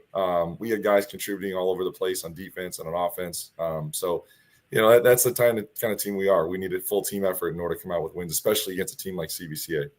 And Jason, it seems like when we catch up with you on these Saturday morning conversations, the good part, the unique part, I think, is you're telling us usually a different name each week that led you in scoring. And that's got to be by design at this point, and you're number 2 with your stamp on the program. Yeah, absolutely. We've got a lot of talented guys, but we don't have one that's going to drop 40 every night. So when our team plays best is when it's team ball and we're trusting each other. Ball's moving and we're finding open teammates. That's when this team plays its best. Jason, what's been the difference between this year and a year ago? Is it just the kids getting a year older, more mature, used to you, that type of thing? I know you had a rough year last year, but when I think back, you also got better in February. And did that success at the end of last year, kind of roll into this season? Absolutely. Yeah. This season started with 5 games left in the season last year. And it rolled over into the summer. And it really just the expectations. We wanted to make sure that We were building a winning culture here, and it started with the players' mentality. This year, we were able to put in a new offensive system and a little more aggressive on defense, and it's paying off for us. The guys are bought in, and they're playing well. Jason, I know you filled in as coach years ago, and then, coming back last year was your second time around. But having said that, how much easier is it for you this year than a year ago, just because it's your program, the kids are used to you? Can you just talk about that a little bit? Is the second year a lot easier for a lot of different reasons than maybe a year ago was? Yeah, it's so much easier. And for me, the biggest thing is because I came in so late, I didn't know these kids, and not just from a basketball standpoint, but personally too, what's going on in their lives and what's going on at home and in the classroom. And, now I've got a better pulse on them, a better relationship with them, and feel like we can be more honest with each other about, not only the game, but outside the game too. It's noticeably different, just the culture and everything. And we interviewed each one of the kids before the season and asked what their goals were. And every single one of them said, we want a winning season. So we've been able to use that statement for each one of them and hold them accountable. If we want to go back to just looking for individual stats and individual play, then throw your goals out the window. But every one of you said you wanted a winning season this year and you wanted to go deep in the playoffs. So in order to do that, this is what we need to do. Jason, we've heard coaches say it in the past, and it's nothing new. It's put 4 quarters together. Is that something where you talk about guys like Purvey Smallwood, Matisse Williams, and Stamper, who you mentioned, who all have a little bit of a different skill set, and you guys have maybe mined that out of them now to say, if you guys all put 4 quarters together with your complementary style of play and what you can do, we're going to be a tough out? Absolutely. Yeah. And I mean, we're talking about those 3, but I'm going to put Donnie Shumpert in that conversation too, because those guys are 4 totally different players with 4 totally different roles in the team, and it's understanding those roles and what they do best. And, we've had, Ben Essemacher and Kingston Daniel too kind of take over their role as well. They're some of the best at cutting without the ball. They don't need the ball in their hands to score. I bet you Kingston has probably scored more points than he's had actual dribbles this season. But it's those guys and the players knowing where their teammates are going to be on the court when they make a move or when something happens. They don't have to think about it. It's reacting to what the defense is giving them and what our teammates are doing on the court. And Ron Yance actually brought that up a couple weeks back when we had you on. And one of the things that he asked was, how much time do you spend? It seems like you guys do well moving without the ball. And you basically said, that's all we do. That's what we focus on. Is that something that the guys know that you don't have to tell them that in practice any longer? Yeah. I mean, Dominique's 3 at the end of the game was because of our offensive flow and how we move out of that.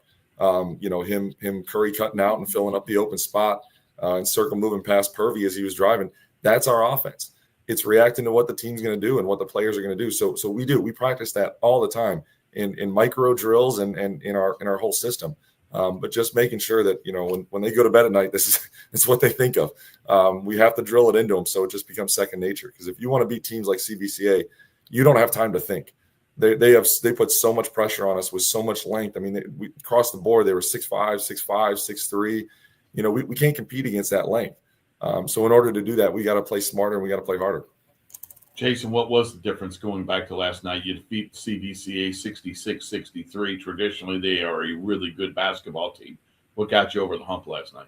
Yeah, it's no different this year. They're a powerhouse. 6 seniors. We handed them their first loss in the conference this year too. So that's huge for us. But the difference in last night was shooting percentage.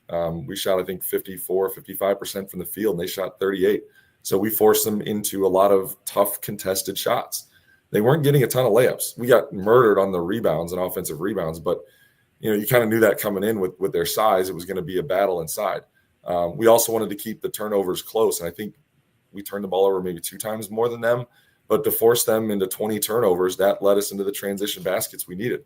And the turnovers that we gave up, it wasn't transition for them. We were able to get back and prevent easy shots and force a lower percentage shooting. So, we shot 91% from the free throw line compared to their, I think, 33 or 38. So, it was the percentages for us yesterday. We took great shots, and even the good shots we took were not very contested, and they were going in. So to beat a team like that, you got to have a break here and there, and that's what we got. Jason Smith with Elyria Catholic is our guest. Coach, you mentioned you handed them the first league loss. Just take a step back and look at the league. How do you think it's played out now that you're really at that home stretch now? I know that we've got you in a couple weeks against Padua to close out the regular season. But, just look at the North Coast League and just, walk us through it. What's different? I mean, it's a gauntlet. I mean, we lost to Lake, and they had a kid put up, I think, 30, 33 or 35 against us. I mean, you couldn't miss. I mean, every game in our league is a battle. And right now, the way I look at it is it's a race for second place between us, Padua, NDCL, and Benedictine. So I think any one of those teams at the end of the year can come out, and anything can happen with CVCA too. If a couple of those teams hand them some losses, all those games have been tight. So the conference is up in the air right now. If we can come out, we got we have 4 more games here left, 3 more games with Benny, NDCL, and Padua. If we can take those 3, and we lost to Padua and NDCL by 1 point each, so we should be able to compete against them. And if we take wins there, it's up in the air. We can still get it. I know you've got Benedictine next Friday, and then you've got Padua in 2 weeks. As Jared mentioned, we'll have that game that'll end our regular season coverage. When is the game with NDCL, and is that a makeup from a weather game? Yeah, it's a makeup from a weather game. I think it's on the 18th, that Wednesday. Okay. Before Padua. I think we play Padua on the 20th of Friday, and we play NDCL on the 18th. Yep. Well, that's a pretty stacked up week when you think about it that way. But maybe that's playing your best basketball at the right time on the calendar could help there too, Coach. When you think about that, travel in your league, I know we've talked about it, and it seems like every time we have you on, is that something where you see the maturity in the young men come out because they've bonded over, hour-long bus rides to places that a lot of other teams don't necessarily have to experience, especially in these type of conditions? Yeah, it's the bonding, but it's a physical too. Sitting on a bus for an hour and 20 minutes and then having to get off and play a game is not easy. It's not easy for anybody to do. So, I feel like it conditions us a little bit better than a 20-minute bus ride, across the county for an away game. So we're going to be more conditioned, I think, for that, getting into tournament time, because I don't think we're going to be anywhere near. I'm hoping to grab a home game or 2 in the first round or 2 of the tournament, the way the seeding is going to work. If we can do that, great. But if we move on in the tournament, we're going to be playing, farther away, and you're going to be ready for it. Coach, you led right into my next question. Speaking of the tournament, what division is EC? I believe your tournament draw would be a week from tomorrow on the 15th. And do you think playing in a difficult league you do, could that help you as you look ahead to the tournament? Absolutely. We're Division III right now. We got bumped up from 4 last year, and we're in the Northeast Division. So we're in there with Garfield Heights, Ursuline, Hawken, some powerhouses in Ohio for basketball. So it is going to be an absolute nightmare, in any sort of district championship game. But beating CVCA, they're I think ranked 8th right now in RPI in our region. So beating them, to me, shows that we can hang with any one of these teams. St. Vincent St. Mary's in that as well, University. So every one of these teams keep competing against each other. So we're good enough, and we're able to beat CVCA. We're good enough to come out on every night and beat any one of those teams. So the most important thing for you is try to get a home game. More important to maybe what district you would try to put yourself in? We keep going back and forth on that. We're up in the air. We're going to see. It's not like our region has 2 or 3 powerhouse teams and the rest are pretty average. There's about 15 teams that could win state, in my opinion. They're that good. Wow. So it's going to be tough for us to just avoid teams. So we may just go at one of the top teams in order to get a home game in the first or second round. So we're still looking through that right now. Oh, that's interesting. You're hearing different reaction from different coaches, but just tells you about kind of some of the changes that have gone on. So obviously, good luck, Coach. The rest of the way out. Certainly, we're looking forward to our regular season finale over at your place against Padua, and who knows what could be on the line in that ball game, as well as a look at the postseason. So all the best of luck to you and the Panthers as you get prepared for your final 4 games here. And it seems like you guys want to have a say-so in how this is all going to play out. Yep, ball's in our court. We got to finish now. That's terrific. Jason Smith with the Elyria Catholic Panthers. Thanks for joining us, Coach, and we will catch up with you down the road as your successful campaign keeps on moving along. Thanks, guys. Appreciate it. We appreciate it, too. We'll take a quick time out on the Nick Abraham Saturday Sports Wrap-Up Show. We're trying to connect with Matt Killian of Lorain, the Titans in the win column on the road with a victory over Strongsville in overtime. It's all coming up next on the Nick Abraham Saturday Sports Wrap-Up Show. We're on the WEOL.com, and we're also on the Chronicle Telegram YouTube channel. At Nick Abraham Elyria Ford, we make it that easy. This month, get 0% on all 2025 Ford F-150s, including Lightning, regular cabs, super cabs, and Super Duties, plus all Explorers and Escapes. Stop in or shop us at buyabraham.com. Lorain County Community College is where you'll lock in your future success. LCCC will get you prepared, get you credentialed, and get you working. Lorain County Community College. Your goals, your career, your future. Enroll today. Lorain Medina Rural Electric offers a quick and easy way to pay bills online, monitor your daily electric use, and receive updates from your cooperative through SmartHub. Members can sign up for this service at www.lmre.org or contact the LMRE office at 440-647-2133 for more information. Hi, Tim Elkhorn, Cavs radio voice. Recently, we had some trees removed. So again, singing the praises of EcoTree Services. In a few hours, EcoTree had removed the unsightly trees, cleaned the debris, and opened the area for a new fence. I can't say enough good things about the people at EcoTree. I've used them several times, always thrilled with their work. If you have trees that require pruning or need to be removed, contact EcoTree, a local business that deserves your business. They've earned mine. Go to ecotreeservices.com. WEOL.com is your home for local Lorain County sports. See all the latest sports news from around the county, featuring stories by the team at the Chronicle Telegram. Check out our upcoming broadcast schedule to see when your favorite games will be streamed live and free. Find the latest scores all in one place so you never feel behind on the action. And if that's not enough, we have you covered with the latest highlights. Their pass intercepted by Cowan. Cowan coming the other way. Goes up for the shot, made it, and he's fouled. WEOL.com, your home for local Lorain County sports. At Nick Abraham Buick GMC, we offer the greatest customer experience around, plus upfront, no haggle pricing and great deals. Right now, lease the 2025 GMC Sierra for just $339 a month. Stop in or shop us at buyabraham.com.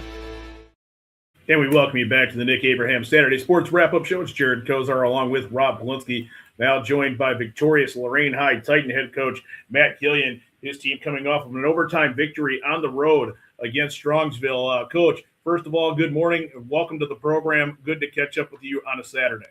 Good morning. Thanks for having me.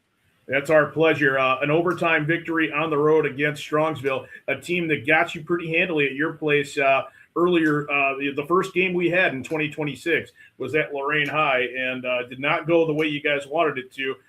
You got some revenge last night. Yeah, it was definitely a great game to be a part of. The first time at our place, they like you said, they took it to us kind of, but we're able to avenge that loss and at a tough environment to play over there at Strongsville. They have some really good fans, and it was exciting. And for Lorain, you guys make the jump to the Greater Cleveland Conference, the GCC, and that's a rugged. Just when you look at that league, there's no easy night. There wasn't an easy night when you guys were in the LEL for the most part either, but certainly the competition steps up, and you guys come away with a conference win on the road. That's got to feel good too, knowing that you guys can put one underneath your belt in conference. Yeah, I mean, we've been struggling this year, I guess, in terms of wins and losses. We're definitely not having the season that we had anticipated, coming in. But we've grown quite a bit, and as a head coach, that's what you're looking for. Achievement is great, but growth is even better. So, last night it showed that we've come a long way from the first game or first time we played them, and we're just continuing to battle, and our kids always give great effort, and I'm very pleased with the outcome yesterday. Matt, I was able to see your team, really your whole program, on Tuesday with the freshman JV and varsity with helping out with WLCS with TB20 over there in Lorain. I know that game didn't go your way. I didn't get a chance to talk to you afterwards, but game didn't go your way, with Shaker.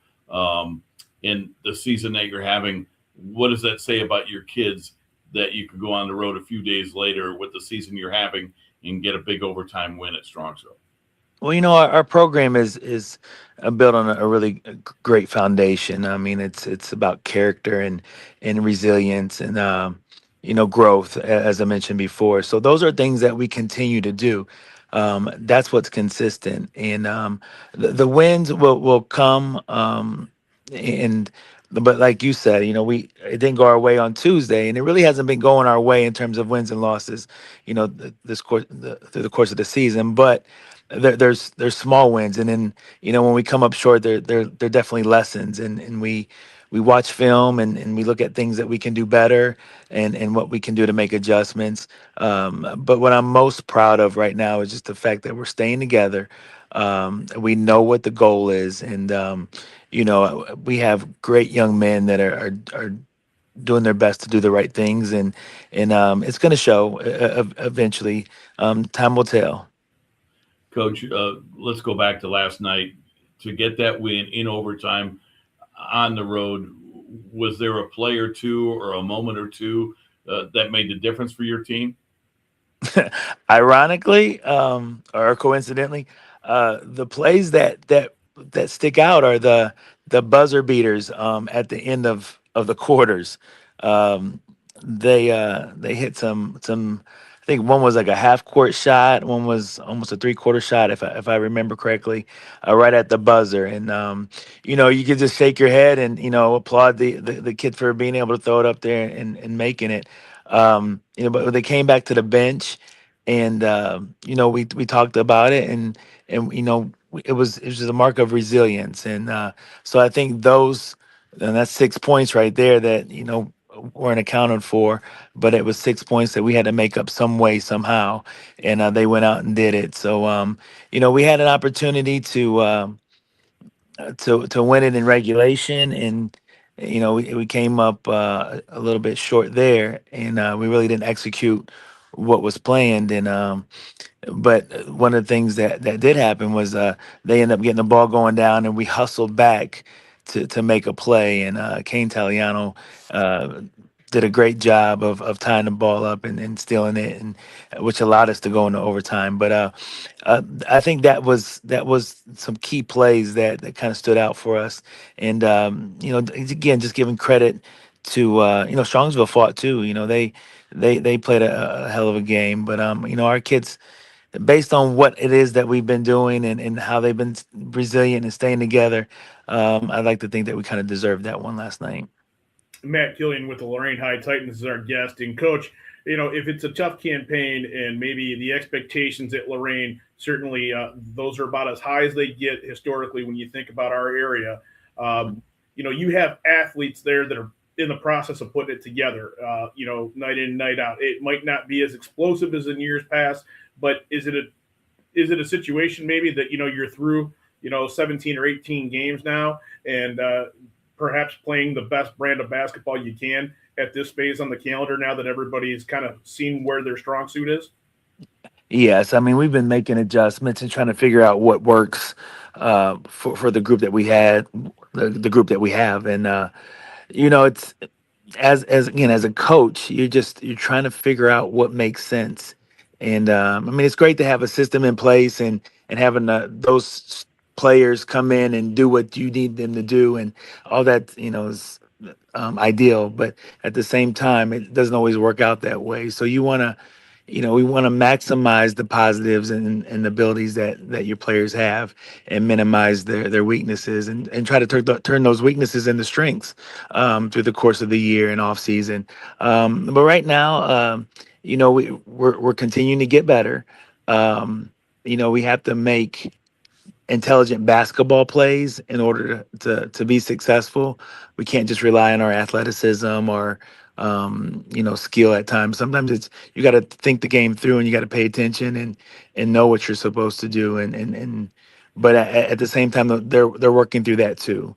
So, like you said, we have some games under our belt, and it's the latter part of the season, and they're thinking the game through a little bit more instead of just trying to play.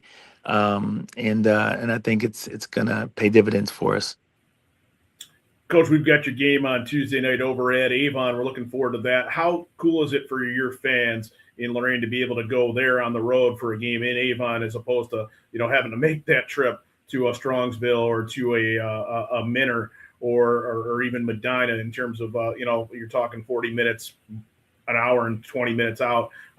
Tuesday, they can go 15. Right. No, we have great fans, and our fans, we do travel still.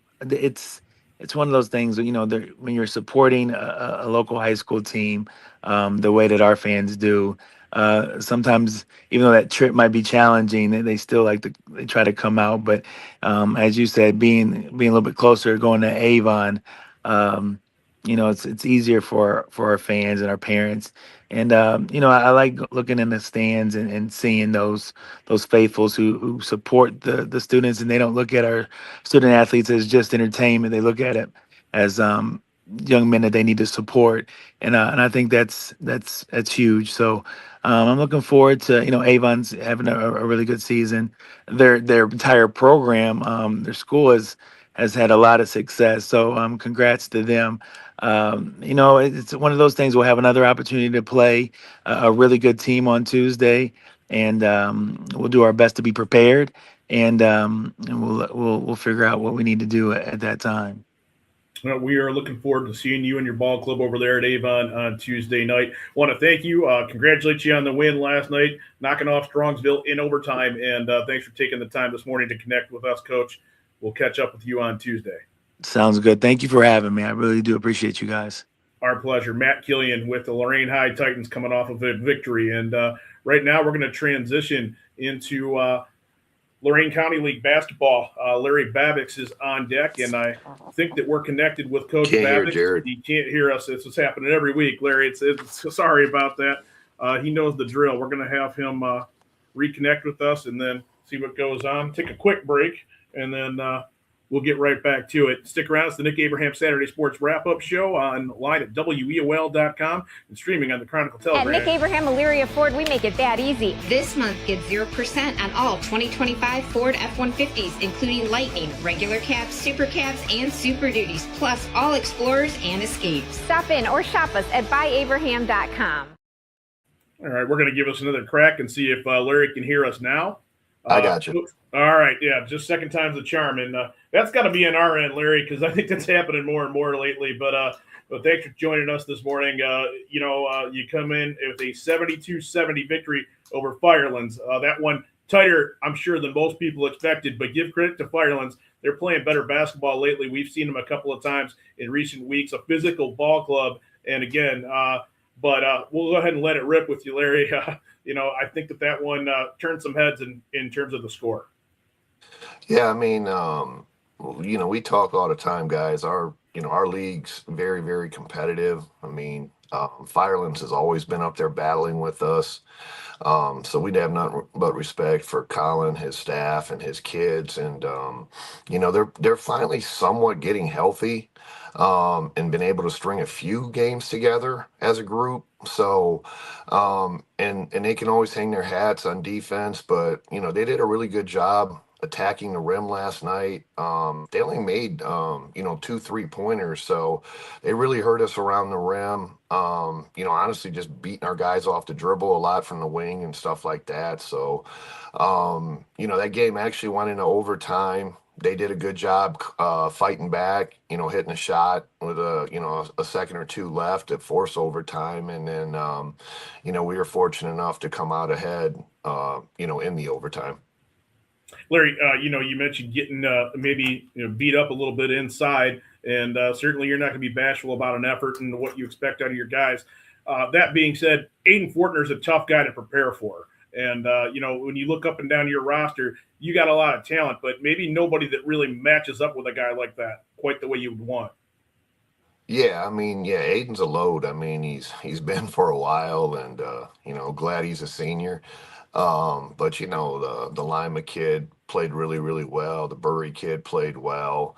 They had four guys for them had double figures, and it's always led by Aiden. And again, just a credit to them and how hard their kids play, and regardless of the record and stuff. And I think we were a little bit, last night we had, clinched at least a share of our conference. So I think we were just a little bit tight, at times, and we, some shots that normally fall didn't fall. But again, give our guys a lot of credit. They played in enough close games.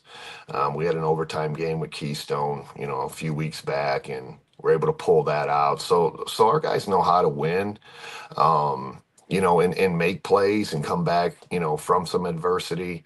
We're just really proud of our guys again, for another win at home. We're on, and I don't care. We're on a 26-game conference win streak. We're on a 22 home game, which stretches over 3 years, conference win streak. So our guys have a lot of pride, like we talked about all year. We've heard from a lot of people, and honestly not the Keystone people, that before we're playing teams that basically we're all playing for second place and no one's beating Keystone. And again, that's just been something that's been on our, a big chip on our shoulders, a prideful thing. We're very prideful what we've accomplished in these last 5 years at Brookside. And, we got a long, long ways to go, especially with, our tournament. But our league, we take very, very serious. And, I've heard, most of the guys talking today. And if we even get to the tournament, I haven't looked. I haven't looked. We'll look now this weekend, because our focus is always our conference. And it takes everything to win that many games in a row. Year in and year out, you can't have any slip. You cannot take any team for granted. That's how you lose a league. And, winning 4 straight now, we haven't walked away with any of them. Last year we were tied with Keystone at 13-1. Keystone has to beat Wellington on Tuesday. And if they do that, then they have a chance to, beat us next Friday and clinch a share again for their back-to-back. But it's always been a grind, and that's how we want it to be for our kids. But it's special. I think I heard you talking, Jordan and Chris. I think the first one's always special at the new school. But this one with these guys, who I think we're pretty much overlooked, because, we had Mason coming back and a little bit of Alex that had some varsity experience, and you lose 8-9 seniors, you lose Marquise. It's just a credit to my kids, my coaches, that we weren't going to fall off, and we don't plan on it. Like we're super hungry to be successful.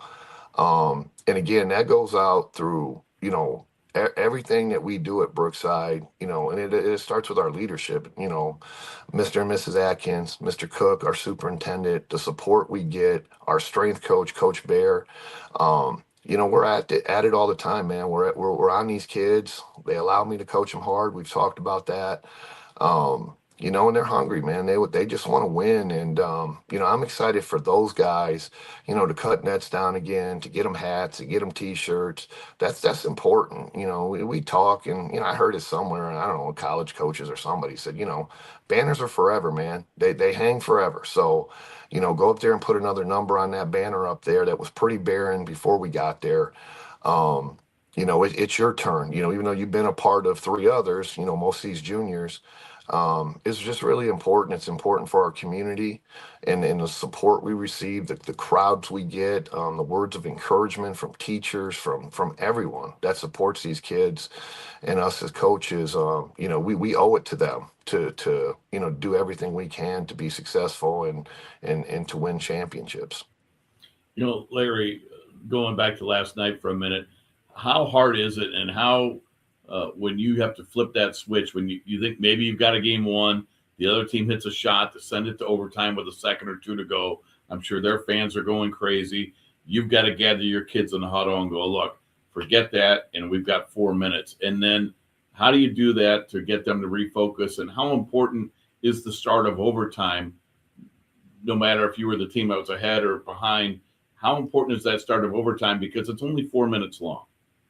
Yeah, it's very key, and honestly, they had all the momentum, and then they scored first in overtime. So, you could see a little bit of life being drained out of our kids when a kid had a nice rebound and stick back.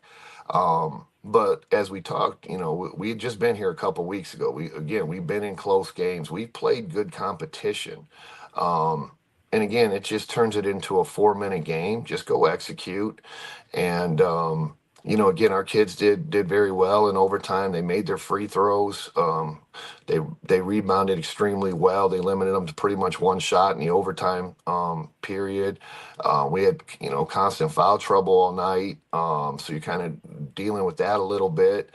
So other guys had to step up, whether it was offensively or defensively.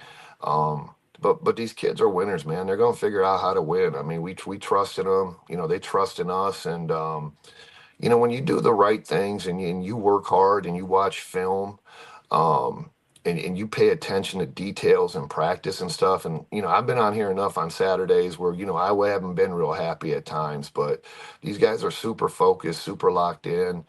And, we're excited. They're off this weekend. And then, me and Brian will get on the tournament trail and figure out what, that path that, hopefully leads us to some success. And, we'll just be totally geared for Keystone. We'll go over and watch them play at Wellington. That's a great rivalry over there. That'll be a great crowd on Tuesday night for that makeup game. And, Wellington, as we talk all the time, Jim's doing a great job. And obviously Jeff's program speaks for itself. Larry, and I guess, with that happening and that game being played on Tuesday, Jeff's program well enough, and he knows yours by now, but an extra night to go see him in action, what does that do as far as, like you said, you and Coach Kelly, trying to break that one down? It's always good to just put eyes on them. I mean, Jeff and Chad were there last night sitting in the front row watching us. I mean, they just survived Firelands on Tuesday night. So, so they know us. We know them. There's no surprise. They know what we're going to do. We know what they're going to do. And, the kids will settle it just like always, and it's a fun time of the year. I mean, that place will be crazy next Friday for what's on the line. For both teams, like I said, with our streak, trying to win the league undefeated, them trying to get a share with us. It's just great. And you got that leading up into the tournament. So I don't know, I think maybe we'll probably be a little bit more nervous Friday night than we would be a tournament game. And then we turn around and we got 3 games that final week, Monday, Tuesday, finish off Friday at Fairview. So we got some good tests still before we even get into the tournament. So we're in a good place right now, and hopefully we're through our sicknesses, through our nagging injuries. We've been, lucky. We haven't had any seriousness, but, just guys with ankles and, fighting colds and flus and stuff like that, like everybody goes through at this time of year. So take a few days to get healthy, really, really lock in on Keystone, who we have nothing but respect for. And, they have such great support over there. Their student section's awesome, harassing, our bench all the time right on the floor, and the back and forth, having some fun with them. And it's just a great high school environment over there. But, I guess if I text Jeff later and ask him for a different locker room situation, since he crams us in a bathroom with the officials that can hear everything I say. And, I'm not. They like you already. Yeah, I'm not the most politically correct guy in there, so I don't think I need extra ears hearing what I have to say. I was in that locker room when I did my pregame with Josh Sharp. That is, what would I call it? The friendly confines. It is small over there. Yeah, I've already told Chris my AD. Jeff's going in a broom closet next year. So we spoiled too many people. We got that beautiful new locker room 5 feet behind their bench, and it's too comfortable. We're gonna make them walk down a hallway and put them in a custodian closet or something. Tired of being a nice guy. Spatial and palatial don't begin to describe it. Larry, before we let you go, one thing that I think Rob and I were talking about last night as we were constructing this program was think about what it means, I think, for a guy in your program right now to basically, what they know of Brookside basketball is Lorain County League titles, and what that means to you and your staff. It's huge, and it's not only your kids that are in the program, because we have 19 kids, and when we win, everybody's in the. You don't win just the guys that are on the floor. I mean, we practice with our JVs every day. They get the crap beat out of them every day for 4 months. It's the way the programs run. But to see our 4th grade, 5th grade, 6th grade, those are the kids that look up to our high school kids, and then see the success, see them wearing, a 4 on a hat for 4 straight championships, a t-shirt, seeing them cut down a net, seeing Alex cut a net down, put it around his neck, swing it, seeing Mason do the same thing on the other end. That sticks with guys, man. That sticks with little guys. And it's just a standard that we have set, and it's exciting. But like I said, our guys go through a lot, man, and they deserve it. Not to say anybody else doesn't work hard or anything, but we've talked, man. We work 3-4 hours, man. Like, my guys don't work hard enough in the off season, so maybe this off season they'll work a little bit harder. And like we've talked to enough coaches, man. Our league's young. Everybody's back next year. So just because we got our whole team back doesn't mean anything. Like, everybody's team's back pretty much. And if you don't put the work in, your success is going to end, real quick. So just because you're all back don't mean you're any better. So, that's the message we'll send. And plus, we've talked on here, we're adding another SWC team onto that schedule. And, that's one of the goals. We have to learn to compete against better teams outside of our league, and it didn't go well over last Saturday over at Amherst. And again, I know they're a good team, but we have to figure that piece out, and that's up to me and my coaches to to execute a little bit better and figure things out on that end. But again, I couldn't be more proud of my guys for everything, and really this year I'm just super proud of them just because of the expectations.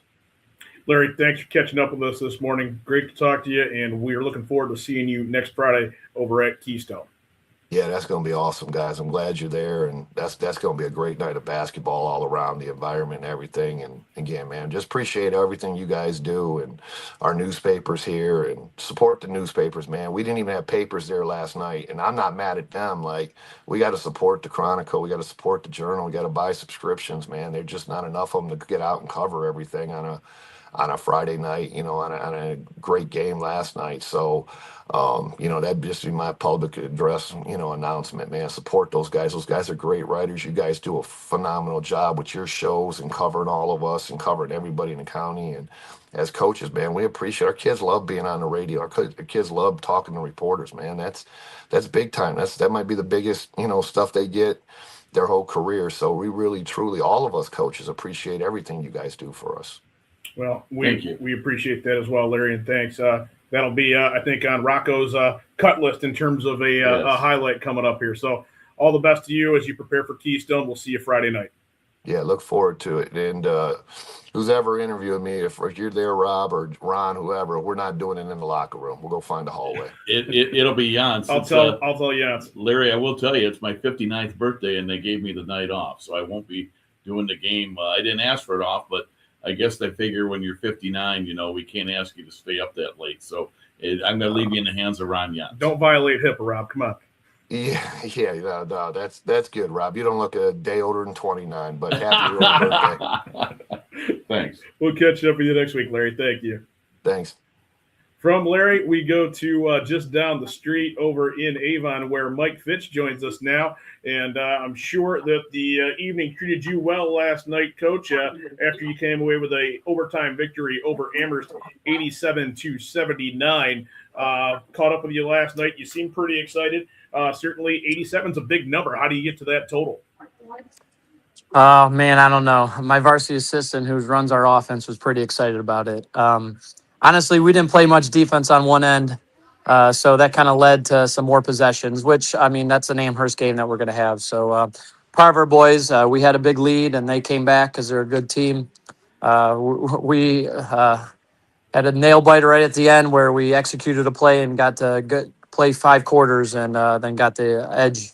So just proud of our guys for not giving up. Mike, people familiar with your program and Amherst for that matter, I think depth and length are two words that would, maybe not make you guys mirror images, but somewhat similar. Certainly Amherst can go deep. And in an overtime game, I'm assuming they had to based on that. And certainly you guys play a lot of guys in a game like that. Yeah, I mean, it was awesome. Seeing who Pat would sub in, we'd kind of adjust to that. Obviously, they got a big guy in the middle that we had to deal with. But definitely a big thing when you can go deep in your bench and when you play 5 quarters. So guys were fresh in overtime. We had some different guys on the floor than we had a week ago against Berea Mid-Park at the end. So brought that up in the locker room, how we're a full team and different guys are stepping up in different moments. Mike, you mentioned that 5 quarters that you go to overtime last night. When you're in overtime, is that tougher on a team physically or mentally? Definitely mentally. The first 2 possessions, I always say, are huge in overtime. We got a bucket right away, and then we got to stop. When you get a bucket and a stop, and then honestly, we converted the next possession. So when you get up 4 with 2:30 left or 3 minutes left, that's a big thing. So when you can do that and you can kind of press it at the beginning, that's big for a ball club. And then you had Amherst kind of scramble a little bit, and we changed up defenses. So proud of our guys for executing the first possession and the first play. So do you coach in overtime a little bit differently? Because I think we mentioned that to one of the other coaches, Matt Killian, when they defeated Strongsville in overtime last night. You had Brookside beat Firelands in overtime. So several overtime games. Do you look at it a little bit differently? Because not to go Yogi Berra, but it gets late pretty early in overtime. Yeah, I mean, you're definitely right, because and there's one thing that with this new rule in the fouls, your fouls don't reset. So we were both on 5 fouls for 4 minutes. So if you think about that, that changes a lot of defensive minds too. I was talking to the ref as it was going. I said, we should reset these, but that definitely changes a lot of stuff. So any little contact up front is going to lead to 2 free throws. I'm surprised to hear that you were talking to the ref. No, I was talking very calm. It was really good. We had a really good crew last night. So these guys do their best, and, it's hard to make those decisions, but you definitely coach a little bit. You know how much possessions mean. It's similar to a fourth quarter when in a close game. Perhaps Coach Clapham was talking to the refs while Mike was being consoled over there on the bench. A matchup with you guys with Amherst, Coach. You've been involved with Avon Athletics for a long time, both as a player and a coach. Pat's the same way over there at Amherst, and I kind of think that in an overtime environment, that had to be pretty fiery with you guys in terms of just the emotion you have, not just for your guys and the program, but just it means something when you're at your school, and you've done it as a player and a coach there, just like Pat. It does. I mean, it's awesome. So at our place last year, they hit a 3 to force overtime, and they beat us. So it was kind of nice to go on the other end of that this year. It means a lot. They rolled down both state championship football banners at halftime. So the stands were packed. The whole football team was there supporting our guys. So it was special to get that at the end. Mike, wanted to ask, what has this last week or two meant? I know you've gone through some tough stretches this year. Obviously, we know night in, night out, anybody can beat anybody in your league. But what does this mean the last week or two, getting some big wins in league play and heading into February? Yeah, growth. I mean, we're still young. I mean, Larry said it, we're going to return a lot of guys back next year too. So we're young, and there's a lot of growth from our guys. A lot of things. We had an example, Gavin Kittleberger last night. Be honest with you, beginning of the year, he wasn't very good defensively. He didn't have those fundamentals, and he made 2 really key stops, things he wouldn't have done back in December and January. So those guys growing, buying into the system and trusting each other. We had guys, like I said, that were on the bench on Friday, that were on the floor this Friday. So it's awesome to see the growth in everybody. Mike, we're going to be over at your place on Tuesday. You take on Lorraine. They're coming off of an overtime victory as well. From a community standpoint, and for you maybe to step outside of the league on a Tuesday night in mid-February, what's the environment over there at Avon, and what does it mean for that community to kind of welcome Lorraine in there? Because like we talked with Matt Killian, they're taking mega road trips, so it's going to be kind of good for them to see something that's 15, 20 minutes away. Yeah, honestly, it's one of my favorite games we play. Since I took over, we played them the same exact week every single year. Luckily, we've got the better end of both in the last couple of years. But Yeah, so I mean, it's really important. I think it's good. They are much better than a 2-win team. I know they had a good win last night against Strongsville. Watching their film, he does a great job with those guys. It's good to get close communities and play. Like Larry says, he loves playing Lorain County teams in the Southwest Conference, and that's why I love playing Brookside too. I'd rather drive close than stay with those guys that you're close with. And guys, our players know tons of those guys. We have a lot of guys that play AU with those guys, so it's kind of fun to get that non-conference game and make it a home game.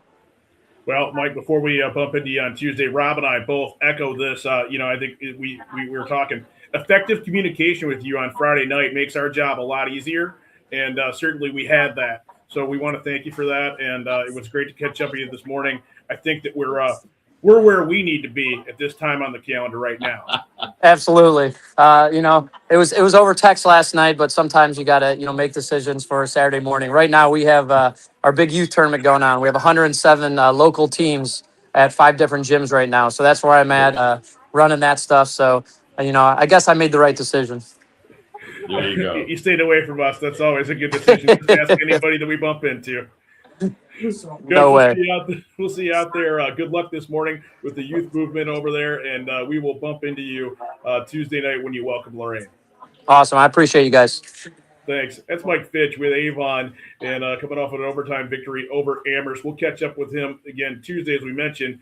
One more quick break. After that, we want to get a very special guest on Super Bowl weekend, and locally, when we think about who's participated in the NFL at the highest level, there's really a guy that was just down the street that can shed some light on that and what it's like. Chase Ferris with Elyria Catholic, but we want to talk about Chase Ferris as a member of the New England Patriots a few years back, capturing a Super Bowl and getting a ring. He's on the other side of the break. Stick around. It's the Nick Abraham Saturday Sports Wrap-Up Show. It's on WEOL.com and the Chronicle Telegram YouTube channel. At Nick Abraham Buick GMC, we offer the greatest customer experience around, plus upfront, no haggle pricing and great deals. Right now, lease the 2025 GMC Sierra for just $339 a month.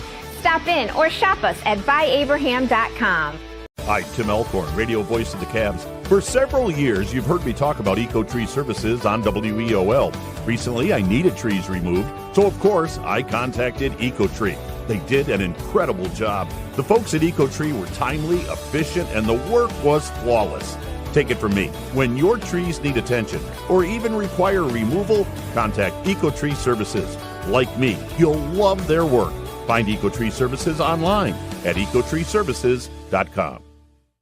Going to hit a little bit of overtime here in the Nick Abraham Saturday Sports Wrap-Up Show. Jared Kozar, Rob Polinsky, and Chase Ferris, head coach with Elyria Catholic on the football side of things, also involved in that hoops program as well. But, Coach, we're here this morning. I contacted with you last night to say, would you come on and talk about – I don't think I can. I can't hear you guys. Can't hear us. Okay. I'll text you, Chase, to say, yeah, we'll just reconnect here if we can. All right. I will go through the schedule that we have starting next week. We have a full slate of games on WEOL.com and the Chronicle Telegram YouTube station. Tuesday, it is Lorain at Avon and boys basketball. Thursday night, you may not have this on your original schedule because it's a makeup. It'll be a girls basketball game, the battle for second place in the SWC. Avon Lake goes to Korea Mid Park. On Friday, Brookside's at Keystone. And then next Saturday, it'll be the SWC Championship in wrestling. Chase, we can hear you. I just texted you, so if you could disconnect and start over, yeah, we can hear you there. You got it. So we'll see what Chase can do as far as reconnecting. But yeah, Rob, a couple of schedule adjustments. That's great. Certainly before we get back with Chase, he's going to reconnect. We're not going to have time to talk about it, but WEOL.com this afternoon, girls basketball action. It'll be Elyria making the trip over to Midview. Ron Yantz, I'll join him, and Zach Sprague, the new guy, will join us. And I think we've reconnected with Chase now. Hopefully Coach Ferris can hear us. Very good. Chase, first of all, we were saying before when we had the connection issues, you and I were exchanging messages last night and just thought it was fitting that Super Bowl weekend, we wanted to talk to somebody that, knows a little bit about what that preparation is about and, what it takes to get there as a commitment. It just happens to be that your former team, a different iteration of that team, is playing again in the Super Bowl. So the more things change, the more they stay the same for the New England Patriots. That's 100%, man. Up there, the slogan is simple. It's always been just do your job. When you have football, you understand that, you have 22 different positions, you know what I mean, but everyone just has to do their job. And if everyone comes together and do their collective job, I mean, the outcome is, you know, what I mean, typically in your favor. Chase, the Super Bowl is unlike anything else. I would say it's unlike anything else in American sports. I mean, it's a spectacle. It's basically a holiday. How, as a player, do you try to do your job and do your normal preparation around the circus-like atmosphere for a couple of weeks leading into it? You just have to know how to lock in when it's time to. You know what I mean? You have to understand that, yeah, like you said, the Super Bowl, it's an amazing thing. You know, people play, you know what I mean, 10, 15 years in the NFL and never touch it. You know what I mean? It's crazy. You know, so it's where the air is rare. That's what Coach Meyer used to say, like where the air is rare. But when you understand that, hey, you know what I mean, you're still there to do a job, you know that, hey, when it's time to lock in, we lock in. When it's time to enjoy the moment, we enjoy the moment. So you were on the practice squad. And so when you're a member of the practice squad and your team goes to the Super Bowl, what's that like for you and just your reflections back to that time? Are you literally kind of on standby? Like if a guy gets hurt, hey, they might put me on the active roster. Are you actively practicing? How did that work? So for me, I think Super Bowl week was probably one of the crazier weeks for me as far as like being on the practice squad. There was a situation that happened when one of the guys had, you know, we missed the meeting. So I had to end up playing offensive line on scout team and then leave there and go right to defensive line for the offense. So like I was doing double duty all week. So it was like probably one of the craziest things I've ever experienced. So I'm trying to mimic guys that, you know, we're going to play, you know, for a defensive standpoint, you know, I mean, for the offense, and then vice versa for the defense. And like we're just going back and forth, but I'm enjoying every moment of it because everything that I could do to help, you know, I mean, do my part, you know, I mean, I was more than willing to do. So that, with that being said, like, you know, you still have to go through a regular practice week. You know what I mean? They go in with the typical roster, you know what I mean, understanding that if something does happen or something was to change, you do have that possibility of being activated prior to the game. So you know, that week was, you know what I mean, it was different for me, but you know what I mean, I enjoyed every moment. And when you think about that, Chase, you know, preparation, you're a tremendous offensive lineman coming out of Ohio State. And then, you know, that gets you that work ethic and ability and skill set, gets you on a roster, gets you a look. But then, like you said, you've got to go play defense, maybe something you haven't done consistently since your days as a Pioneer. Right. You know, like being at Ohio State, I went from defense to offense, back to defense, you know, back to offense. So it was just like, and you know what I mean, the scouting department, they just knew that. So they were like, hey, you know, we understand you played some D-line, blah, blah, blah. Hey, can you help us out? And I'm like, no question needed. Like, let's do it. And what does that say, I think, to somebody that might be in your program now or is familiar with your story about your career that, you know, it sounds cliche, but hard work pays off and being available and willing to make those sacrifices. And like you said, no questions asked, I'm going to be here to do that. You know, that can apply to so many other things in life that prepare you for success. No, 100%. You know, just, you know, I mean, sometimes I feel like as humans, we all have our own perspective, you know what I mean? But when we can all unite for a common goal or a common purpose, you know what I mean, and shed our selfish reasons for doing certain things and really just unite, we make everything better. You know what I mean? Like I saw there was one thing that, you know, Mike Vrabel, he coached D-line, you know what I mean, when I was at Ohio State. So, you know what I mean, now he's the head coach of the Patriots. It's crazy. So he used to always say availability is more important than ability. You know what I mean? When you're playing football, there's like 100% injury rate. But whoever's available is going to play. You can't play. You could be the best player in the world, but if you're injured or you're hurt, you know what I mean? It just is what it is. You know what I mean? So when you have players that are willing to step in and fill those voids, you know what I mean, selflessly, even if it's at their, you know what I mean, it may not be their best position or what they want to play, but they have an opportunity to help, you know what I mean, that makes, you know what I mean, championship teams.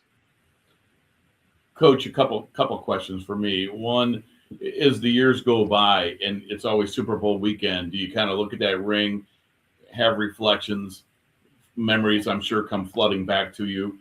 The second part of that, you just mentioned Coach Vrabel was defensive line coach when you were at Ohio State. Are you surprised at his success? Did you kind of think back then, hey, maybe this guy could be a head football coach and and really knows what he's doing. So for us, like every time the Super Bowl comes around, you know how Facebook does. It shows you like 5 years ago, 10 years, like you get hit with these flashbacks, and I'm looking like, wow. You know what I mean? Like, time is flying. That was 10 years ago. You know what I mean? It was a decade ago. I'm sitting here looking like, wow, I'm getting that old. I'm like, oh, okay. But it's just different. I pulled out the ring the other day. I'm not gonna lie, I lost it one time at the house somewhere. I try to hide it in plain sight, just put it here, put it there. But when it comes to Coach Vrabel, once I left Ohio State, I know he left a year or so earlier to go down and coach at the Texans.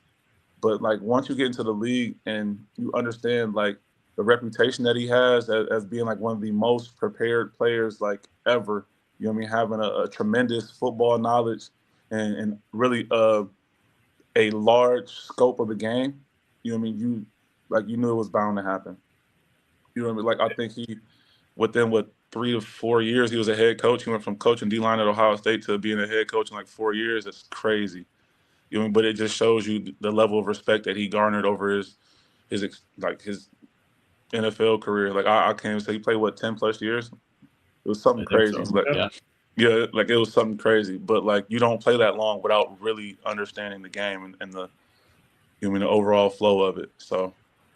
And Chase, before we let you go, just like due to your proximity with it and your familiarity with the organization and Vrabel, Mike Vrabel's situation there too, is that to say that the Patriot way, even though it's a different leadership program now, is still intact from what it was when you were involved?